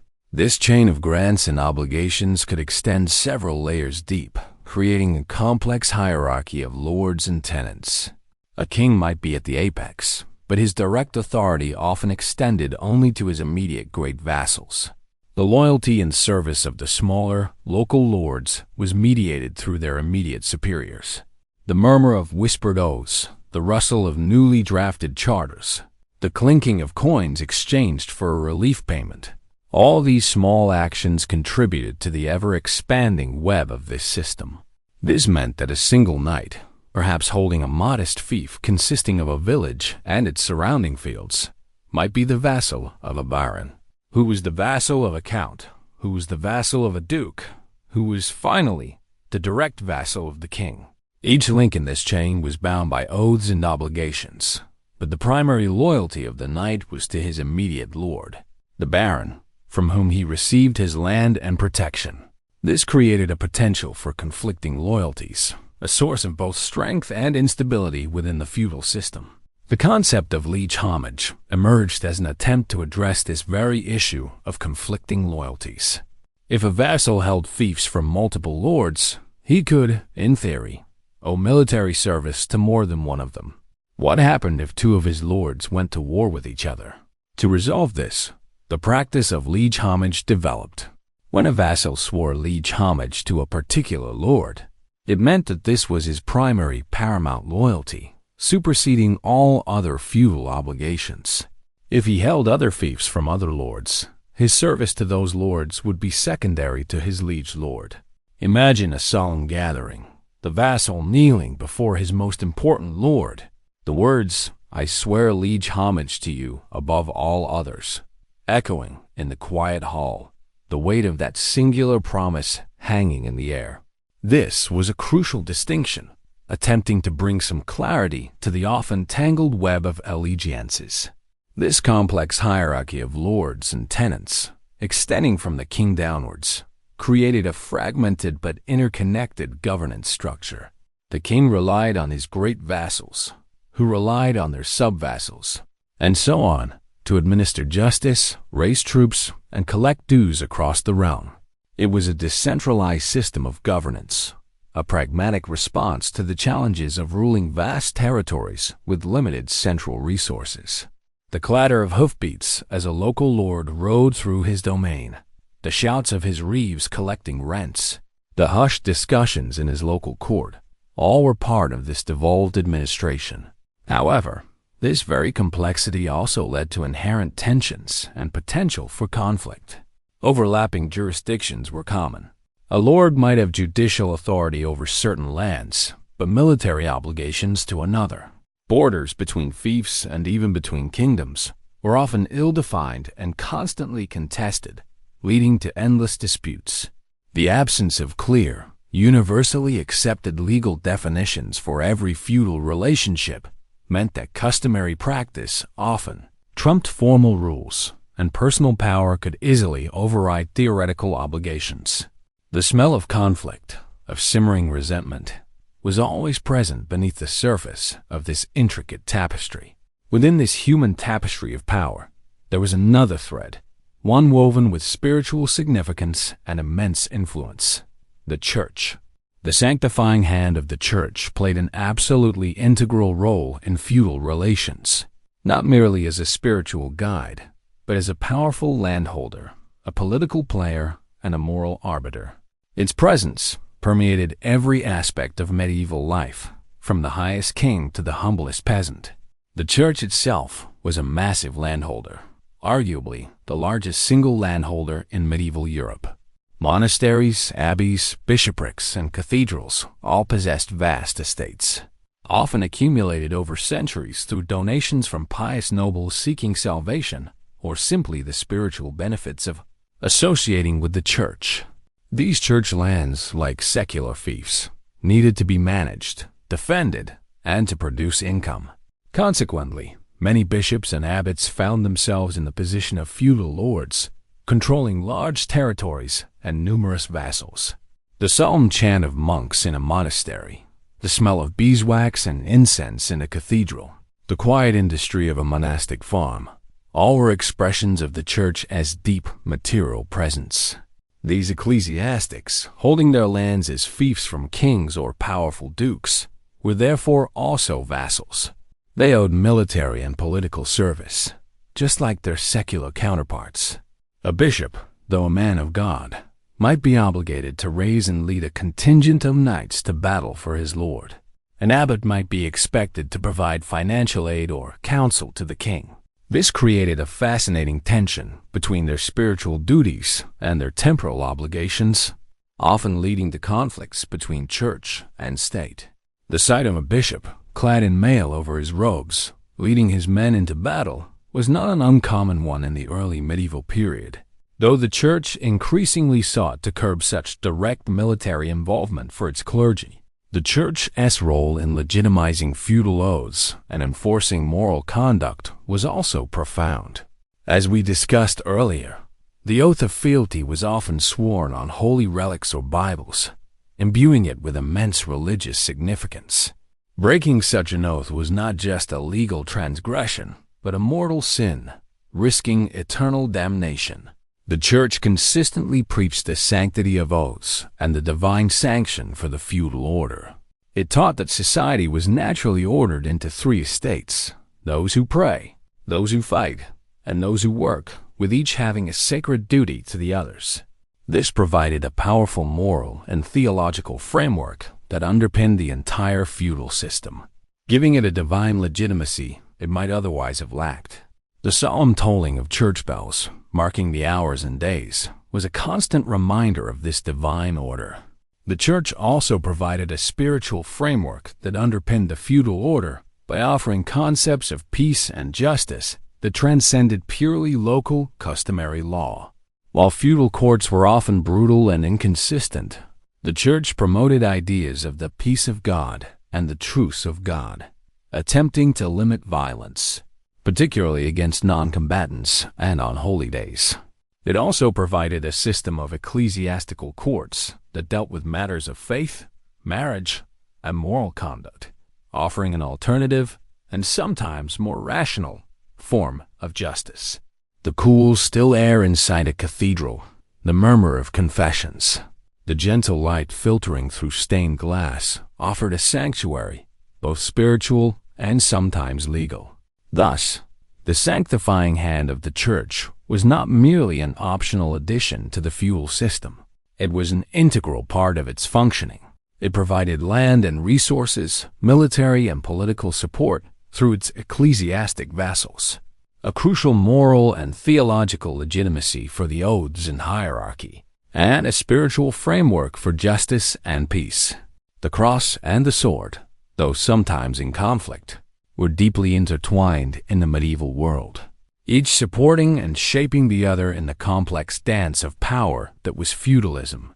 The cross and the sword, though sometimes in conflict, were deeply intertwined in the medieval world, each supporting and shaping the other in the complex dance of power that was feudalism. However, it is vital to understand that this intricate dance was not performed to a single universal choreography across all of Europe. Far from it. What we describe as feudalism was, in reality, a broad collection of related customs and practices that evolved distinctively in different regions, shaped by unique historical events, cultural traditions, and the varying strengths of local rulers and royal authority. It was a true patchwork quilt of practices, each region contributing its own unique stitches and patterns to the overarching design. Let us embark on a gentle, unhurried tour of these regional variations, beginning with Francia, often considered the heartland where many feudal concepts first coalesced. In what would eventually become France, feudalism developed early and deeply, characterized by a highly fragmented political landscape and a relatively weak central monarchy for much of the period.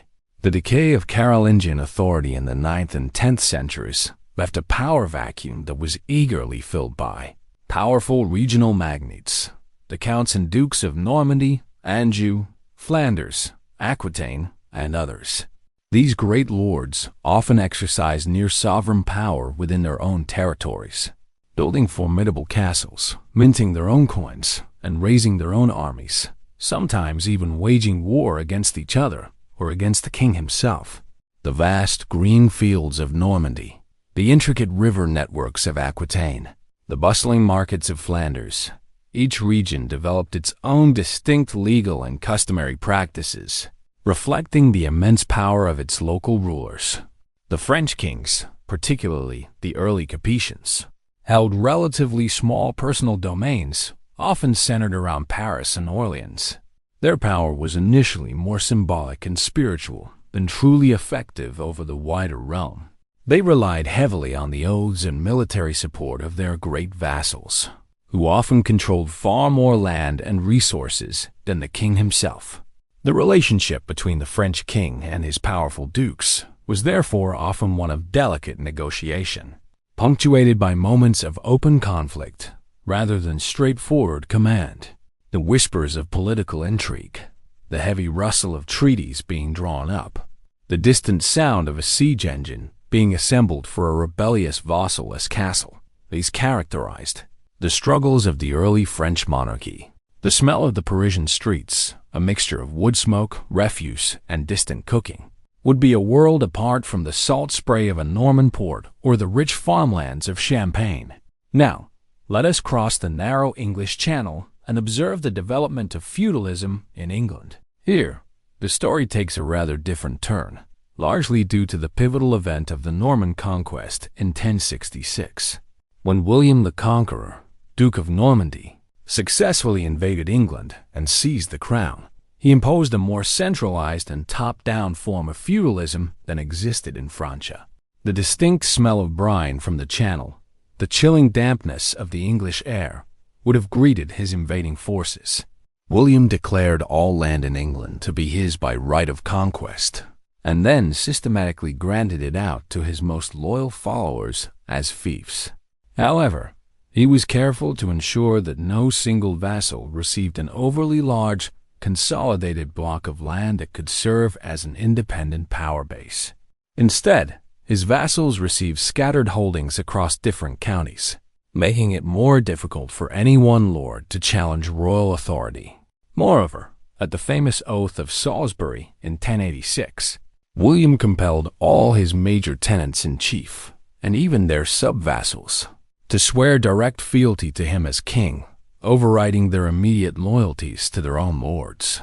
This concept of liege homage, with the king at its apex, was enforced with far greater rigor in England than on the continent. The heavy thud of the Great Doomsday Book, meticulously recording landholdings and fuel obligations across the entire kingdom, symbolized this centralized approach. The scratch of goose quills on vellum, the murmuring of clerks, the very stillness of the scriptorium, underscored this remarkable feat of administrative consolidation. This meant that English kings, from William onwards, generally held significantly more direct power and authority over their realm than their French counterparts. The royal courts and central administration were stronger, and the king's ability to summon an army directly from all his tenants was more robust. While still relying on his vassals, the English king was less of a first among equals and more of a genuine sovereign. The crisp, clean air of a new English administrative center, perhaps in Winchester or London, would have felt very different from the more fragmented power centers of continental Europe.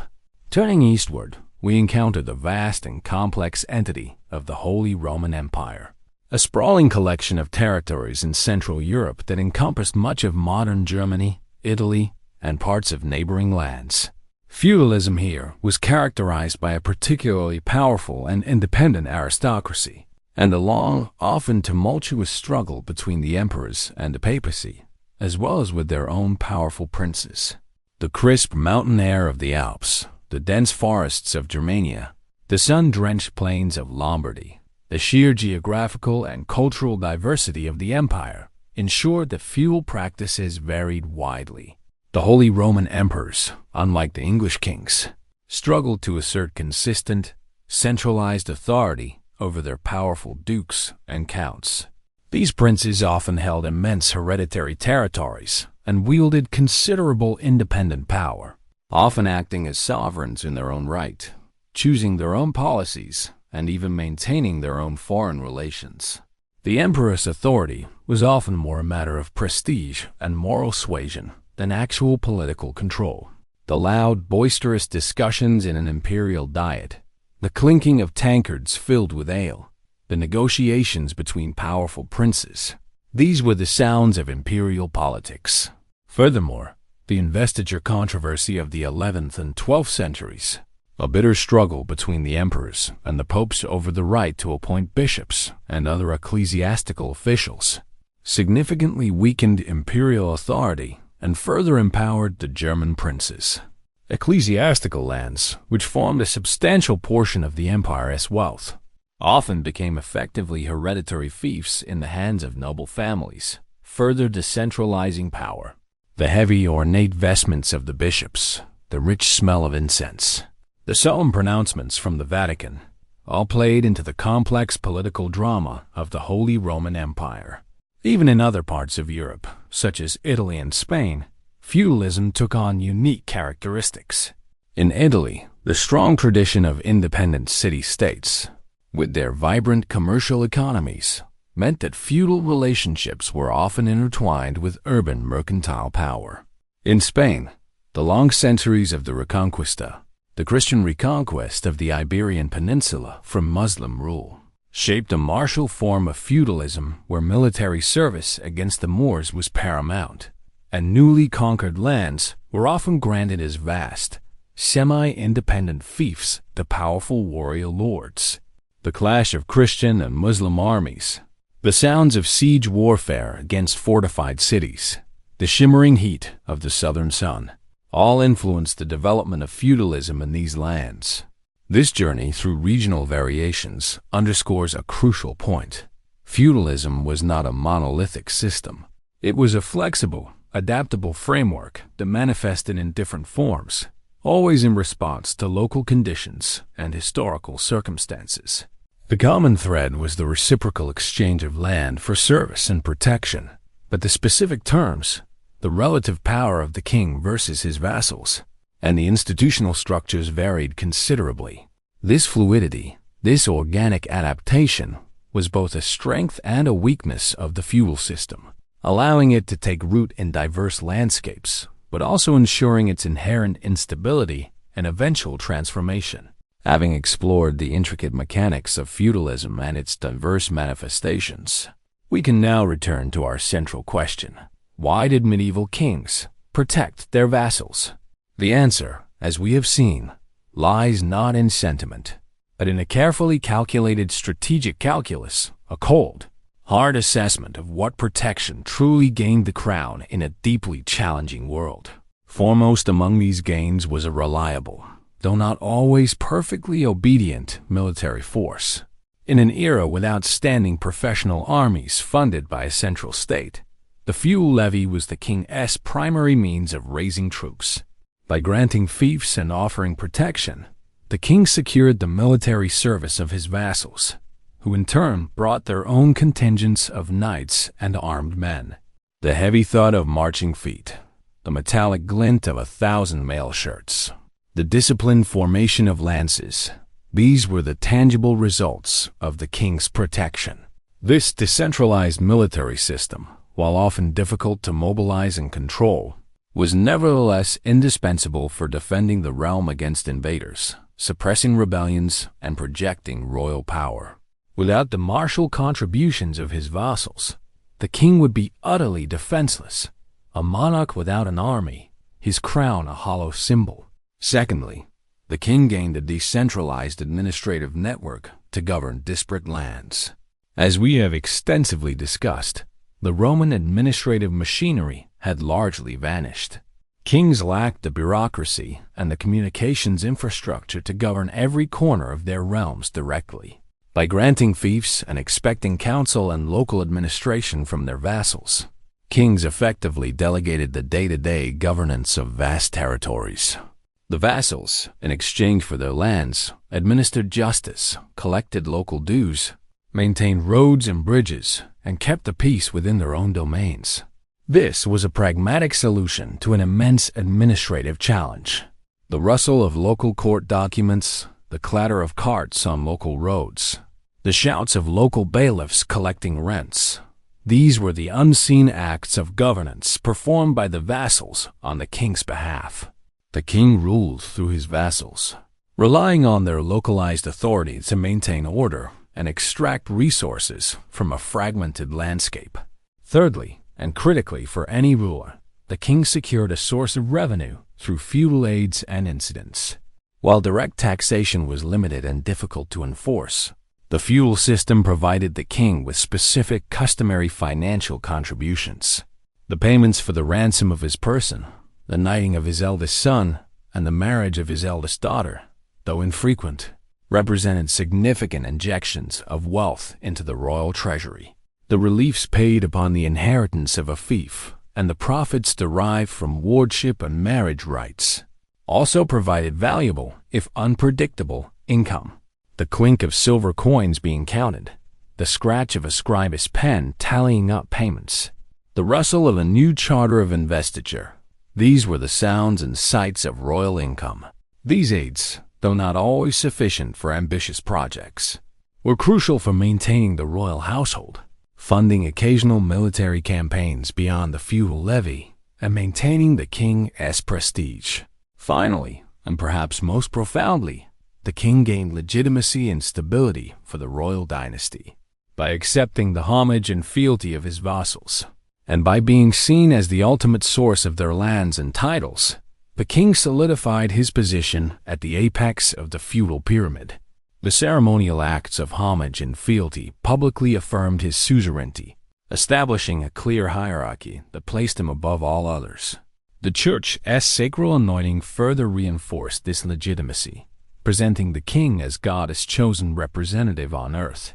This legitimacy was vital for the long-term survival of the royal dynasty, ensuring the peaceful transfer of power from one generation to the next, at least in theory, and providing a powerful ideological justification for his rule. The murmur of prayers in a coronation church, the heavy weight of the crown being placed on the king's head, the cheers of the assembled nobles, these were the moments of profound legitimation. In essence, the king's protection of his vassals was not a display of altruistic care, but a sophisticated, reciprocal strategy for effective governance and self-preservation. It was a series of measured exchanges, military service and administrative support for land and security, occasional financial aids for dynastic stability, and loyalty for legitimacy. This was the cold logic of medieval power, a pragmatic solution to the profound challenges of ruling a world that was still very much finding its feet after the VASSALS collapse of a grander, older order. The air of calculation, the constant weighing of advantage and obligation, was always present beneath the shimmering veneer of chivalry and ceremony. But this calculation of advantage was not a one-way street. If the king's protection was a strategic imperative for the crown, then the vassal's choice to enter into this relationship was an equally pragmatic and often indispensable decision for his own survival, status, and familial future. This brings us to the crucial understanding of the vassal's pragmatic choice, the undeniable and essential advantages of lordship that drove countless individuals to bind themselves into this complex system. Foremost among these advantages was personal and familial security in a dangerous era. We have already painted a picture of the early medieval world as one riddled with violence, uncertainty, and a near absence of centralized law enforcement. For a free man, even one with some land, standing alone was a perilous undertaking. His fields could be plundered by bandits, his home burned by rival strongmen, his family vulnerable to abduction or worse. By becoming a vassal, he gained the protection of a powerful lord, a man with armed retainers, fortifications, and the will to use them. The lord's castle, with its thick stone walls and vigilant guards, became a symbol of safety, a potential refuge in times of trouble. The clang of the castle gates closing, the rhythmic footsteps of sentries on the ramparts, the comforting glow of torches within the keep, these were the tangible signs of security that a vassal gained. This was not a sentimental loyalty, but a very real, very desperate need for defense against the pervasive dangers of the age. Secondly, vassals gained secure land tenure and the economic means to sustain themselves and their retainers. In a society where land was wealth, and independent allodial holdings were increasingly precarious, the fief offered a solution. While conditional, it provided a recognized customary right to use and profit from the land. This security allowed a vassal to invest in his land, to clear new fields, to improve his manor, and to ensure a steady income from the labor of the peasants. This economic base was not just for personal luxury. It was vital for fulfilling his own obligations to his lord. It allowed him to maintain his armor, breed and train his war horses, and support his own small contingent of armed men, his squires and sergeants. The rich, earthy smell of his own fields, the lowing of his cattle, the murmur of his dependents, all represented a foundation of prosperity and capability that direct ownership in a chaotic world often could not guarantee. The steady turning of his own mill, grinding the grain from his fief, symbolized this hard-won economic stability. Thirdly, entering vassalage offered elevated social status and participation in the ruling elite. Even for a lesser knight, becoming a vassal meant being recognized as a member of the martial aristocracy, a gentleman in the medieval sense, distinct from the vast majority of the peasant population. He participated in the lord's court, had a voice, however small, in local governance and justice, and was part of a prestigious armed class. This conferred honor, respect, and a distinct social standing that was highly valued in a hierarchical society. The ability to wear a sword openly, to ride a war horse, to bear a coat of arms, these were not insignificant symbols. They were outward manifestations of a privileged position. The clinking of spurs, the rustle of fine woolen tunics, the murmuring of respect from common folk, all underscored this elevated status. For more ambitious vassals, this was a pathway to becoming a lord themselves, wielding significant power and influence. Finally, vassalage provided opportunities for advancement, wealth, and influence. The feudal system, while hierarchical, was not entirely static. A loyal and capable vassal could distinguish himself through military prowess, wise counsel, or effective administration. Such a vassal might be rewarded with additional fiefs, greater responsibilities, or more prominent positions within his lord's court. A particularly successful vassal could accumulate enough land and power to become a great lord in his own right, perhaps even attracting his own sub-vassals, thus moving up the feudal ladder. The promise of greater lands, increased revenue, and more significant political weight was a powerful motivator. The rustle of a new charter of grant, the jingle of silver coins from a newly acquired revenue stream, the respectful nods from newly acquired sub-vassals, these were the markers of advancement. Thus, the vassal's decision to bind himself to a lord was a shrewd, calculated move, driven by a clear understanding of the benefits to be gained. It was a trade, a measure of independence for a greater measure of security, a portion of autonomy for a larger share of stability and status. This was not a relationship based on abstract notions of affection, but on mutual self-interest, a covenant of necessity forged in the crucible of a dangerous and decentralized world. Both king and vassal, from their respective positions, found in this intricate reciprocal arrangement the most viable, indeed often the only viable, means of ensuring their survival, power, and prosperity in medieval Europe. The cold, practical realities of their world dictated this pragmatic choice, shaping centuries of European history. The long sunset of feudalism had indeed begun, a slow and deliberate transformation towards the centralized states that would eventually define modern Europe. This was not a sudden collapse, but a drawn-out process spanning centuries, during which the old ways gradually gave way to new, more efficient and ultimately more powerful forms of governance. The tapestry of medieval society was being unraveled thread by thread and rewoven into something entirely different. One of the most significant catalysts for this transformation, particularly in Western Europe, was the 100 Years' War.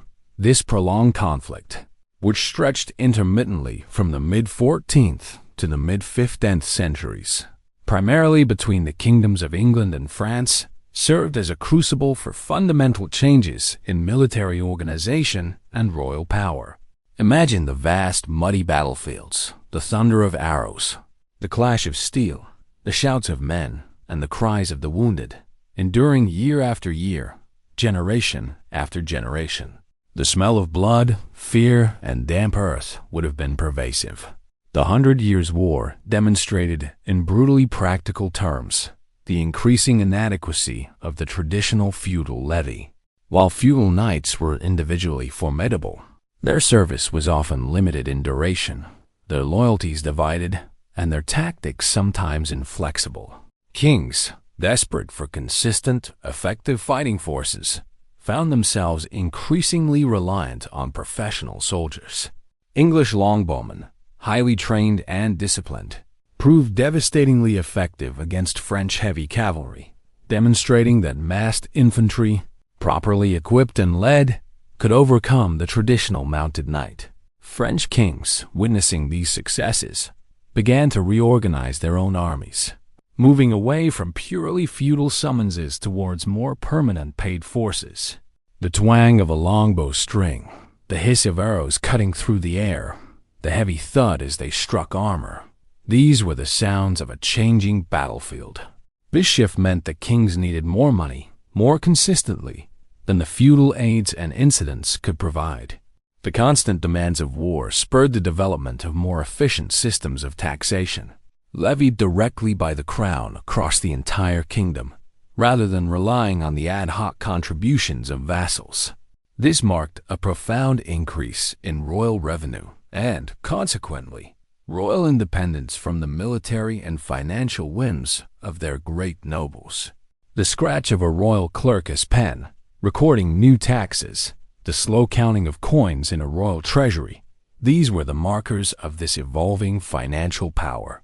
Hand in hand with changes in military organization came the development of national identities and loyalties beyond the immediate lord.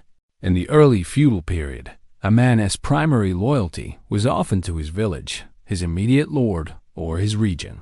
The concept of a unified Frenchman or Englishman was embryonic, overshadowed by local allegiances.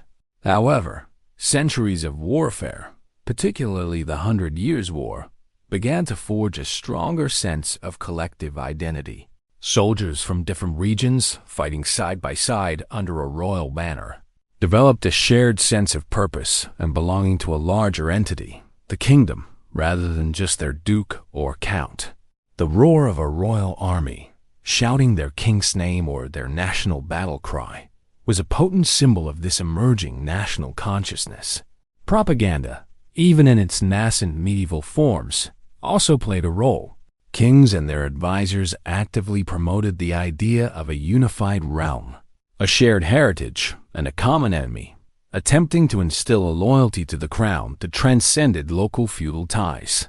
Chroniclers and poets began to extol the virtues of their nation and its monarch, subtly weaving a narrative of shared destiny. The murmurs of stories recounted by traveling jongleurs, the brightly painted banners depicting royal symbols rather than merely local lord-esque coats of arms. These contributed to the growing sense of a wider nation. As royal power increased and the need for more efficient governance grew, there was a steady emergence of professional bureaucracies and legal systems. Kings recognized that they could not rely solely on their vassals to administer justice and collect revenues. Slowly, painstakingly, they began to establish their own royal officials, often drawn from the educated clergy or the rising class of urban commoners who were directly loyal to the crown. These officials were salaried professional administrators, responsible for collecting taxes, enforcing royal law, and managing royal lands across the entire kingdom. The rustle of newly organized parchment documents in a royal chancery, the precise hand of a professional scribe, the quiet efficiency of a royal exchequer counting revenue, these were the signs of a burgeoning central administration. Royal legal systems also began to expand and consolidate, offering a more standardized form of justice than the fragmented feudal courts. Kings appointed royal judges who traveled across the kingdom, holding assizes and hearing cases, gradually superseding the arbitrary justice of local lords. The development of common law in England, for instance, created a unified legal framework that applied to all subjects, undermining the distinct customary laws of individual fiefs. The solemn pronouncements of royal judges, the systematic recording of legal precedents, the slow grinding of the royal judicial mill, provided a sense of consistency and order that had been absent for centuries. This shift allowed the king to exert greater influence over all his subjects, providing a more reliable form of justice and further reducing his dependence on the judicial functions of his vassals. Despite these transformative changes, it is important to remember that feudalism did not simply vanish overnight. It left a profound and lasting legacy in land law, noble titles, and social structures, even as its original form faded. Many aspects of land tenure, for instance, continued to bear the marks of feudalism for centuries. The concept of holding land from a superior, even if the actual services owed had been commuted to monetary payments, persisted in legal theory. The intricate system of subinfeudation influenced property rights and ownership patterns long after the military obligations had ceased to be relevant. The old, heavy folios of land registers, smelling of dust and age, would continue to document these complex patterns of ownership. Noble titles such as Duke, Count, Baron, and Knight, which originated within the feudal hierarchy, continue to denote status and privilege, even when the specific feudal obligations associated with them had diminished or disappeared. The families who held these titles often retained vast landholdings and significant social and political influence, forming a powerful aristocracy that would continue to play a central role in European politics for centuries. The rustle of silk and velvet, the gleam of ancestral jewels, the quiet assumption of inherited power, these were the markers of the enduring noble class. Moreover, the deep-seated social hierarchy that feudalism had established, dividing society into those who pray, those who fight, and those who work, continued to influence European thought and social organization long after the system itself had functionally disappeared. The idea of distinct estates, each with its own duties and privileges, persisted well into the early modern period, shaping perceptions of class, power, and social order. In conclusion, the king's protection of his vassals was never a matter of simple friendship or sentimental attachment. It was a complex, pragmatic, and mutually beneficial contract, born out of the chaos and insecurity following the collapse of the Roman Empire. It provided a working solution for military defense, local governance, and resource extraction in a decentralized, agrarian world. However, as Europe slowly emerged from its tumultuous early medieval centuries, as monetary economies revived, professional armies arose, towns flourished, and royal power began to assert itself more directly, the very conditions that had necessitated feudalism began to dissipate. The gradual decline of feudalism was thus a testament to the evolving needs of society, a slow but inevitable movement towards more centralized, more bureaucratic, and ultimately more recognizably state-like forms of government. The legacy of feudalism, however, remained embedded in the social fabric. The legal codes and the very structure of European nobility, a quiet echo of a time when oaths were sworn, lands were granted, and protection was the most valuable currency in a dangerous world. And so, as the faint light of centralized power began to pierce through the twilight of the feudal age, the ancient bonds that had once held kingdoms together slowly, inevitably, began to loosen their grip. And so, as the faint light of centralized power began to pierce through the twilight of the feudal age, the ancient bonds that had once held kingdoms together slowly, inevitably, began to loosen their grip. The transformation from a truly feudal society to a system of centralized states was a process that unfolded over centuries, marked by fits and starts, resistances, and innovations. It was a journey from a world defined by fragmented, personal loyalties to one increasingly shaped by abstract concepts of nation, crown, and public administration. The legacy of this profound shift continues to echo through the corridors of history, shaping the very nature of European governance and society. The king, once merely the apex of a reciprocal contractual pyramid, gradually ascended to a position of true sovereignty, wielding authority directly over all his subjects.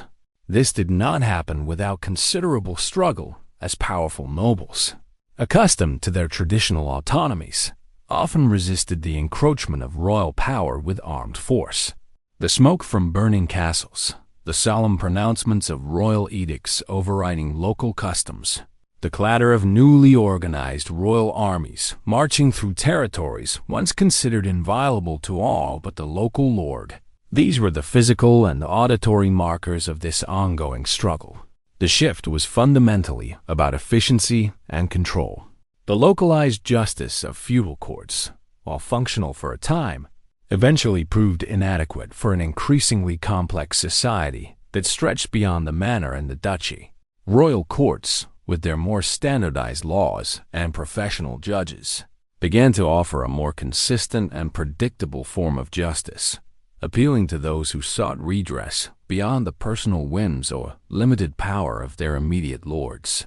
The slow, deliberate cadence of a royal judge's voice, the rustle of official documents being presented, the sense of a wider impersonal authority taking root, all contributed to this legal transformation.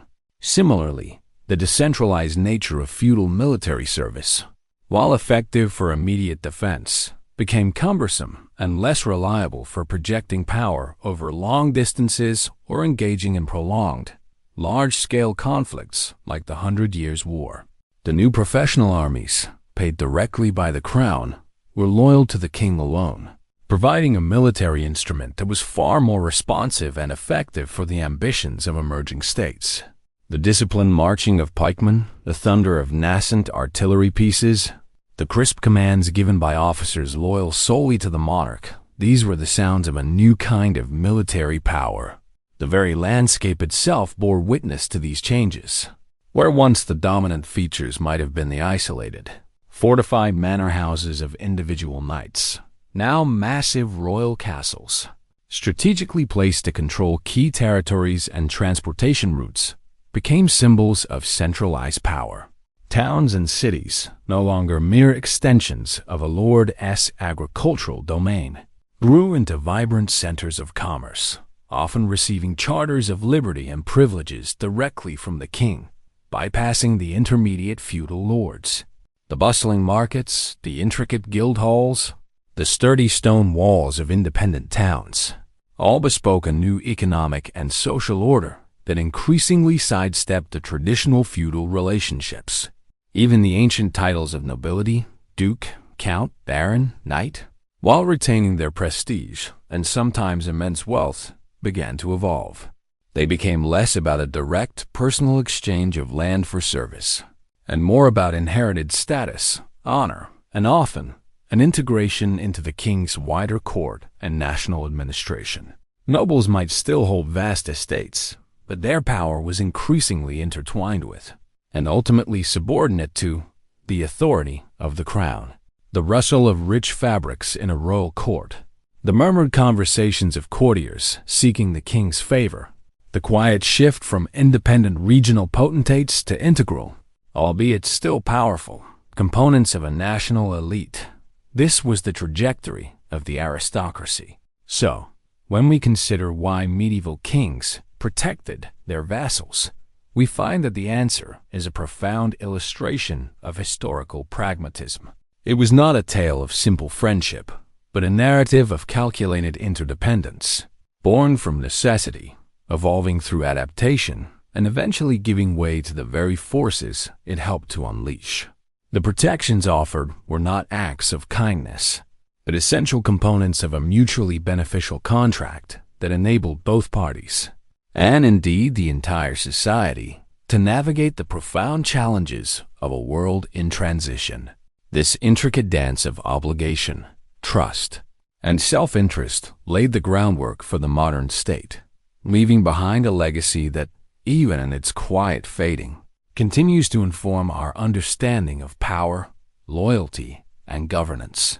And with that, our journey through the intricate world of medieval feudalism draws to a close, allowing the whispers of history to settle around you gently now.